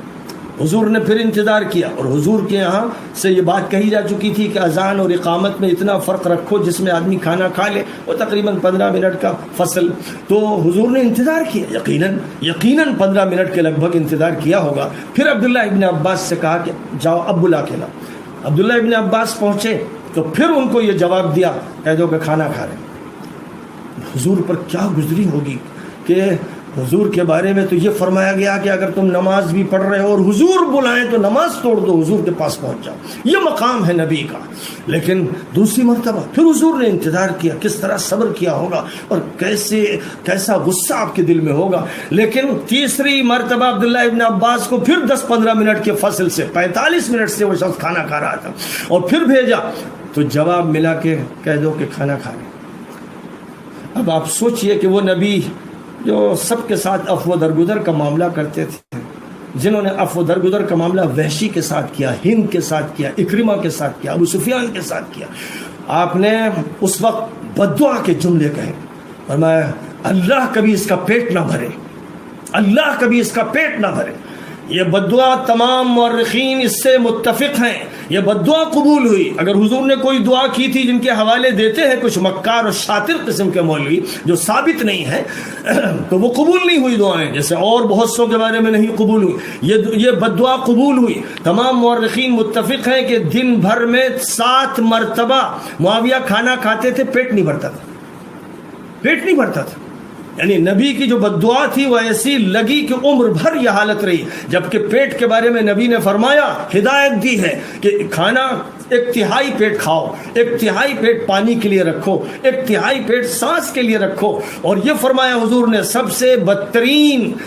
بدترین برتن جو بھرا جائے وہ پیٹ ہے انسان کا. ظاہر ہے کہ جو نبی خود عمل ایسا کرتا ہو, سب کو یہ تلقین کرتا ہو, اس کی زبان سے یہ نکلے کہ اللہ اس کا پیٹ نہ بھرے اور یہ بددعا قبول ہو, اور اس کے بعد کچھ بگڑے ہوئے شاطر عیار شیطانی مولوی یہ کہیں کہ یہ حضور کی دعا تھی کہ زیادہ کھائیں. تو اب ایسے لوگوں کی عقل پر بھی ترس آتا ہے اور ان کی آخرت پر ڈر لگتا ہے, اور اتنے بے حیا اور بے شرم کیسے ہو جاتے ہیں جو نبی پاک علیہ السلام کی تمام سنتوں کو توڑتے مروڑتے ہوئے اپنی زبان سے لاف و گزاف بکتے ہیں. تو یہ تو صاحب ان کا حال تھا. اور جہاں تک تعلق ہے اب حضرت حسین کا سامنا جو مسلط کیا گیا تھا سن 56 میں, وہ اب واقعتاً حکمراں بن گیا تھا کیونکہ طاغیہ کی موت ہو گئی تھی. تو اب کیا حال تھا ذرا سوچئے. حضرت مولانا علی میاں صاحب اتنا بچتے ہیں, اتنا سنبھلتے ہیں, اور کوئی بات نہ چھڑ جائے لوگوں کا بے انتہا خیال کرتے ہیں, قلم سنبھالتے ہیں, زبان سنبھالتے ہیں, لیکن ان سے رہا نہ گیا. یہ کہا کہ یزید میں آزادی اور تعیش کی طرف میلان تھا. بعض اوقات نمازیں چھوڑ دیتا تھا اور اکثر اوقات بالکل غائب کر دیتا تھا. سب سے زیادہ جو بات قابل اعتراض اور لوگوں کی ناراضگی کا سبب تھی وہ شراب نوشی کی شہرت, غیر اخلاقی طرز عمل اور خلاف شرع وضع و حرکات تھی. اس پر الحاد و زندقے کا الزام نہیں تھا, البتہ اس کے اخلاق اور اعمال فاسقانہ تھے. کہا گیا ہے کہ یزید کی ناچ گانے, شراب نوشی, راگ و رنگ اور شکار میں عام شہرت تھی. نابالغ لڑکے اور گانے والیاں اور کتے اپنے پاس رکھتا تھا. مینڈھے اور بندر اور بھالوؤں کو آپس میں لڑانے اور ان کا تماشا دیکھنے کا شوقین تھا. اب مجھے بتائیے کہ نبی یہ فرما رہے ہیں کہ جو اہل ہیں ان کو چھوڑ کر اگر کسی نااہل کو کوئی مسلط کرتا ہے تو اس پر اللہ کی لعنت و عذاب الہی کا مستحق ہے, وہ رحم الہی سے محروم ہے. تو جو کچھ کیا, جنہوں نے مشورہ دیا تھا اور جنہوں نے نافذ کیا اور جنہوں نے چالیں چلیں اور جو سیاست کی شطرنج کھیلا کرتے تھے, جو انہوں نے کیا سو کیا. لیکن یزید ایسا تھا. اب آپ مجھے بتائیے کہ اگر حضرت حسین قبول کر لیتے اور اس کے خلاف خروج نہ کرتے تو ہمیشہ کے لیے امت کے سامنے سید شباب اہل الجنہ کی طرف سے یہ نذیر ہوتی کہ حاکم کتنا ہی بدماش کیوں نہ ہو, بس تمہارا کام ہے کہ اپنی زندگی گزارو. جیسے آج آل سعود کا ایک بدماش بندر نما مولوی یہ کہتا ہوا دیکھا گیا کہ وہ چینل پر کے کہہ رہا ہے کہ اگر تم دیکھو اپنے حاکم کو اپنی آنکھوں سے کہ وہ زنا کر رہا ہے پھر بھی اس کی اطاعت کرتے رہو. ظاہر ہے کہ پھر ایسے بندر, ایسے سور پیدا ہوتے ہیں اور ایسے منحوس مولوی وجود میں آتے ہیں جو امت جماعت کو تباہ کر دیتے ہیں۔ انہی سے مقابلے کے لیے حسین اٹھے تھے، اور جب حسین کو بہت سو نے روکا، مخلصین نے روکا، تو انہوں نے فرمایا کہ میں نے حضور پاک علیہ الصلوۃ والسلام کو خواب میں دیکھا، اور آپ نے مجھ سے ایک بات ارشاد فرمائی ہے جس کا راز میں کھولنا نہیں چاہتا ہوں، اور میں جا رہا ہوں اسی مقصد کو پورا کرنے۔ حضرت ام سلمہ رضی اللہ تعالیٰ عنہ بیان کرتی ہیں، ایک موقع پر میرے گھر میں حضور پاک علیہ السلام تھے، کمرے میں بیٹھے تھے، وہ کہا کسی کو آنے نہ دینا، لیکن اتنے میں حسین آئے، بچے تھے اور گھستے چلے گئے۔ اب وہ کمرے میں داخل ہو گئے تو میں لپکی، میں نے دیکھا کہ حضور گود میں لیے ہوئے رو رہے ہیں، حسین کو گود میں لیے رو رہے ہیں۔ میں نے کہا حضور کیا بات؟ کہا کہ جبرائیل میرے پاس آئے اور کہا کہ اے نبی، کیا آپ کو معلوم ہے کہ آپ کی امت کے لوگ ان کو ذبح کریں گے؟ اور فرمایا کہ جس مقام پر ان کو قتل کیا جائے گا اس مقام کی اگر آپ کہیں تو مٹی آپ کے پاس لے آؤں۔ راوی کا بیان ہے کہ وہ اس مٹی کو انہوں نے چشم زدن میں حاضر کر دیا، پھر وہ مٹی محفوظ رکھی گئی، اور حضور تڑپتے رہے، روتے رہے، میری امت میرے نواسے کو شہید کرے گی۔ حضور تو صرف یہ سمجھ رہے تھے اس وقت تک کہ حسین شہید ہوں گے، یہ نہیں معلوم تھا کہ شہیدوں کی جو فہرست ہوگی اس میں حسین ہوں گے، علی کے بیٹے عباس ہوں گے، علی کے بیٹے عبداللہ ہوں گے، علی کے بیٹے جعفر ہوں گے، علی کے بیٹے عثمان ہوں گے، اور علی کے بیٹے محمد ہوں گے، اور علی کے دوسرے ایک اور بیٹے ابو بکر ہوں گے، اور پھر حسین کے بیٹے علی اکبر ہوں گے، اور حسین کے بیٹے عبداللہ ہوں گے، اور حسین کے بیٹے ابو بکر بھی ہوں گے، اور حسن کے بیٹے عبداللہ ہوں گے، اور حسن کے بیٹے قاسم ہوں گے، اور جعفر کے بیٹے عبداللہ ہوں گے، اور عبداللہ ابن جعفر کے بیٹے محمد ہوں گے، اور اسی طرح مسلم ابن عقیل کے بیٹے جعفر ہوں گے، اور عبد الرحمن ابن عقیل ہوں گے، اور عبداللہ ابن عقیل ہوں گے، اور مسلم ابن عقیل ہوں گے، اور عبداللہ ابن مسلم ابن عقیل ہوں گے، اور محمد ابن ابی سعد ہوں گے۔ یہ سب ہوں گے، یہ خاندان نبوت کا کریم ہوگا، یہ خاندان نبوت کا خلاصہ ہوگا، جس کو ذبح کرنے والے منحوس، بدقسمت، مجرم، خبیث، ملعون لوگ ہوں گے، جن پر اللہ کی لعنت، نبیوں کی لعنت، فرشتوں کی لعنت، اور جو ان پر لعنت نہ بھیجے اور ان کی تعویل کرے اس پر لعنت، اس کی اولاد پہ لعنت، خدا اس کو پنپنے نہ دے، اور ایسے مجرموں کا حشر یزید کے ساتھ کرے، عبید اللہ ابن زیاد کے ساتھ کرے، عمر ابن سعد کے ساتھ کرے، شمر ابن ذی الجوشن کے ساتھ کرے۔ یہ وہ خبیث ہیں، نبی کی اولاد کو ذبح کرنے والے یہ خبیث و مجرم ہیں۔ ان خبیث و مجرموں کی فہرست میں عبید اللہ ابن زیاد، یزید ابن معاویہ، شمر ابن ذی الجوشن، عمر ابن سعد، سنان ابن انس، خولی ابن یزید، زید ابن رقاد، حکیم ابن طفیل، حانی ابن سبید، اور اس کے بعد قبیلہ بنی ابان کا ایک شخص، اور مرہ ابن منقذ، اور حانی ابن سبید، اور عبداللہ ابن عقبہ، اور عمر ابن سعد ابن نفیل ازدی، اور عبداللہ ابن قطبہ، اور عامر ابن نحشل، اور بشر ابن حوت، اور عثمان ابن خالد، اور عمر ابن سبیح، اور اسد ابن مالک، اور لقیط ابن یاسر۔ یہ ہیں وہ خبیث، یہ ملعون، یہ مجرم، یہ اس امت کے ماتھے پر کلنک کے ٹیکے، یہ چیچک کے دھبے ہیں، یہ ہیں جنہوں نے بنی امیہ کی حکومت میں جن کو مسلط کیا گیا اس امت پر، اور جنہوں نے خاندان نبوت کے ساتھ خونی کھیل کھیلا ہے، جنہوں نے اللہ کے یہاں تو ان شہیدوں کو بڑا بلند مقام عطا کر دیا، لیکن اپنے لیے جہنم کے گڑھے کھود لیے، اور اپنے لیے طے کر لیا کہ پوری امت ان پر لعنت برسائے۔ یہ مسئلہ صرف محرم کا نہیں ہے، سال بھر کا مسئلہ ہے، کبھی اس کو فراموش نہیں کرنا چاہیے۔ اور حضرت حسین جو جان ہتھیلی پر لے کر گئے تھے، اور جنہوں نے یہ طے کر لیا تھا کہ اس نظام باطل کو نہیں ماننا ہے، اس کے سامنے نہیں جھکنا ہے، نانا کی سنت زندہ کرنا ہے، سید الشہداء حضرت حمزہ کے نقشے کو دوبارہ دنیا کے سامنے پیش کرنا ہے، خاندان نبوت کو قربان ہو جانا ہے، اسلام پر قربان، اللہ پر قربان، شریعت پر قربان، اسلامی نظام پر قربان ہو جانا ہے۔ یہ کام ہے جو مجھے کرنا ہے، اور پوری امت کے لیے سید الشباب اہل الجنہ کا یہ نمونہ پیش کیا جانا ہے کہ جب جب یزیدی فوج، جب ناصبی، اور جب یزیدی لوگ سامنے ہوں، یزیدی مولوی ہو، مفتی ہو، ملا ہو، قاضی ہو، صوفی ہو، امام ہو، خطیب ہو، یزیدی حاکم ہو، گورنر ہو، حکمراں ہو، جن کی نسبت یہ ہے کہ انہوں نے آل بیت کا قتل کیا، جو ان کا ساتھ دیتے ہیں، جو ان کی تعویل کرتے ہیں، جو ان کے لیے راستے نکالتے ہیں، ایسے مجرموں پر اللہ کی لعنت صبح و مساء لعنت ہو۔ میں کہتا ہوں ایران کے ان لوگوں سے جو شیعہ کہلائے جا رہے ہیں، اثنا عشری کہہ رہے ہیں، کہ ان الفاظ کو پھینک دو۔ اگر تم چاہتے ہو کہ اسلام کا غلبہ ہو تو پھر اپنے کو مسلمان کہو، پوری امت میں گھل مل جاؤ۔ اور حضرت علی کے ساتھ 800 صحابہ تھے جو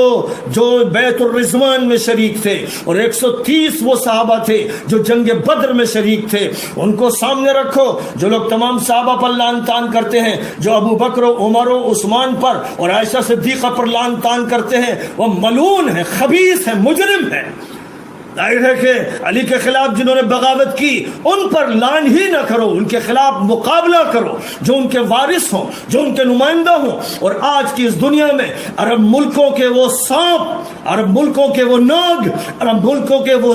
ذلیل آل صہیون، آل یہود اور آل نصارہ کے جوتے اور ان کے سنڈاس کے کیڑے، جو لوگ اس وقت امت کو ذلیل کر رہے ہیں، ان کے مقابلے کے لیے پوری ملت کو میدان میں لانے کا کام ہے جو کرنا ہے۔ اگر ان کے راستے پر چلنا ہے تو اس مشن کو لے کر آگے بڑھو، حسینی مشن کو لے کر آگے بڑھو، سید شباب اہل الجنہ کے مشن کو لے کر آگے بڑھو، حضرت زید ابن علی کے مشن کو لے کر بڑھو، یحییٰ ابن زید کے مشن کو لے کر بڑھو، حسن ذو النفس الزکیہ کے مشن کو لے کر بڑھو، ابراہیم کے مشن کو لے کر بڑھو جو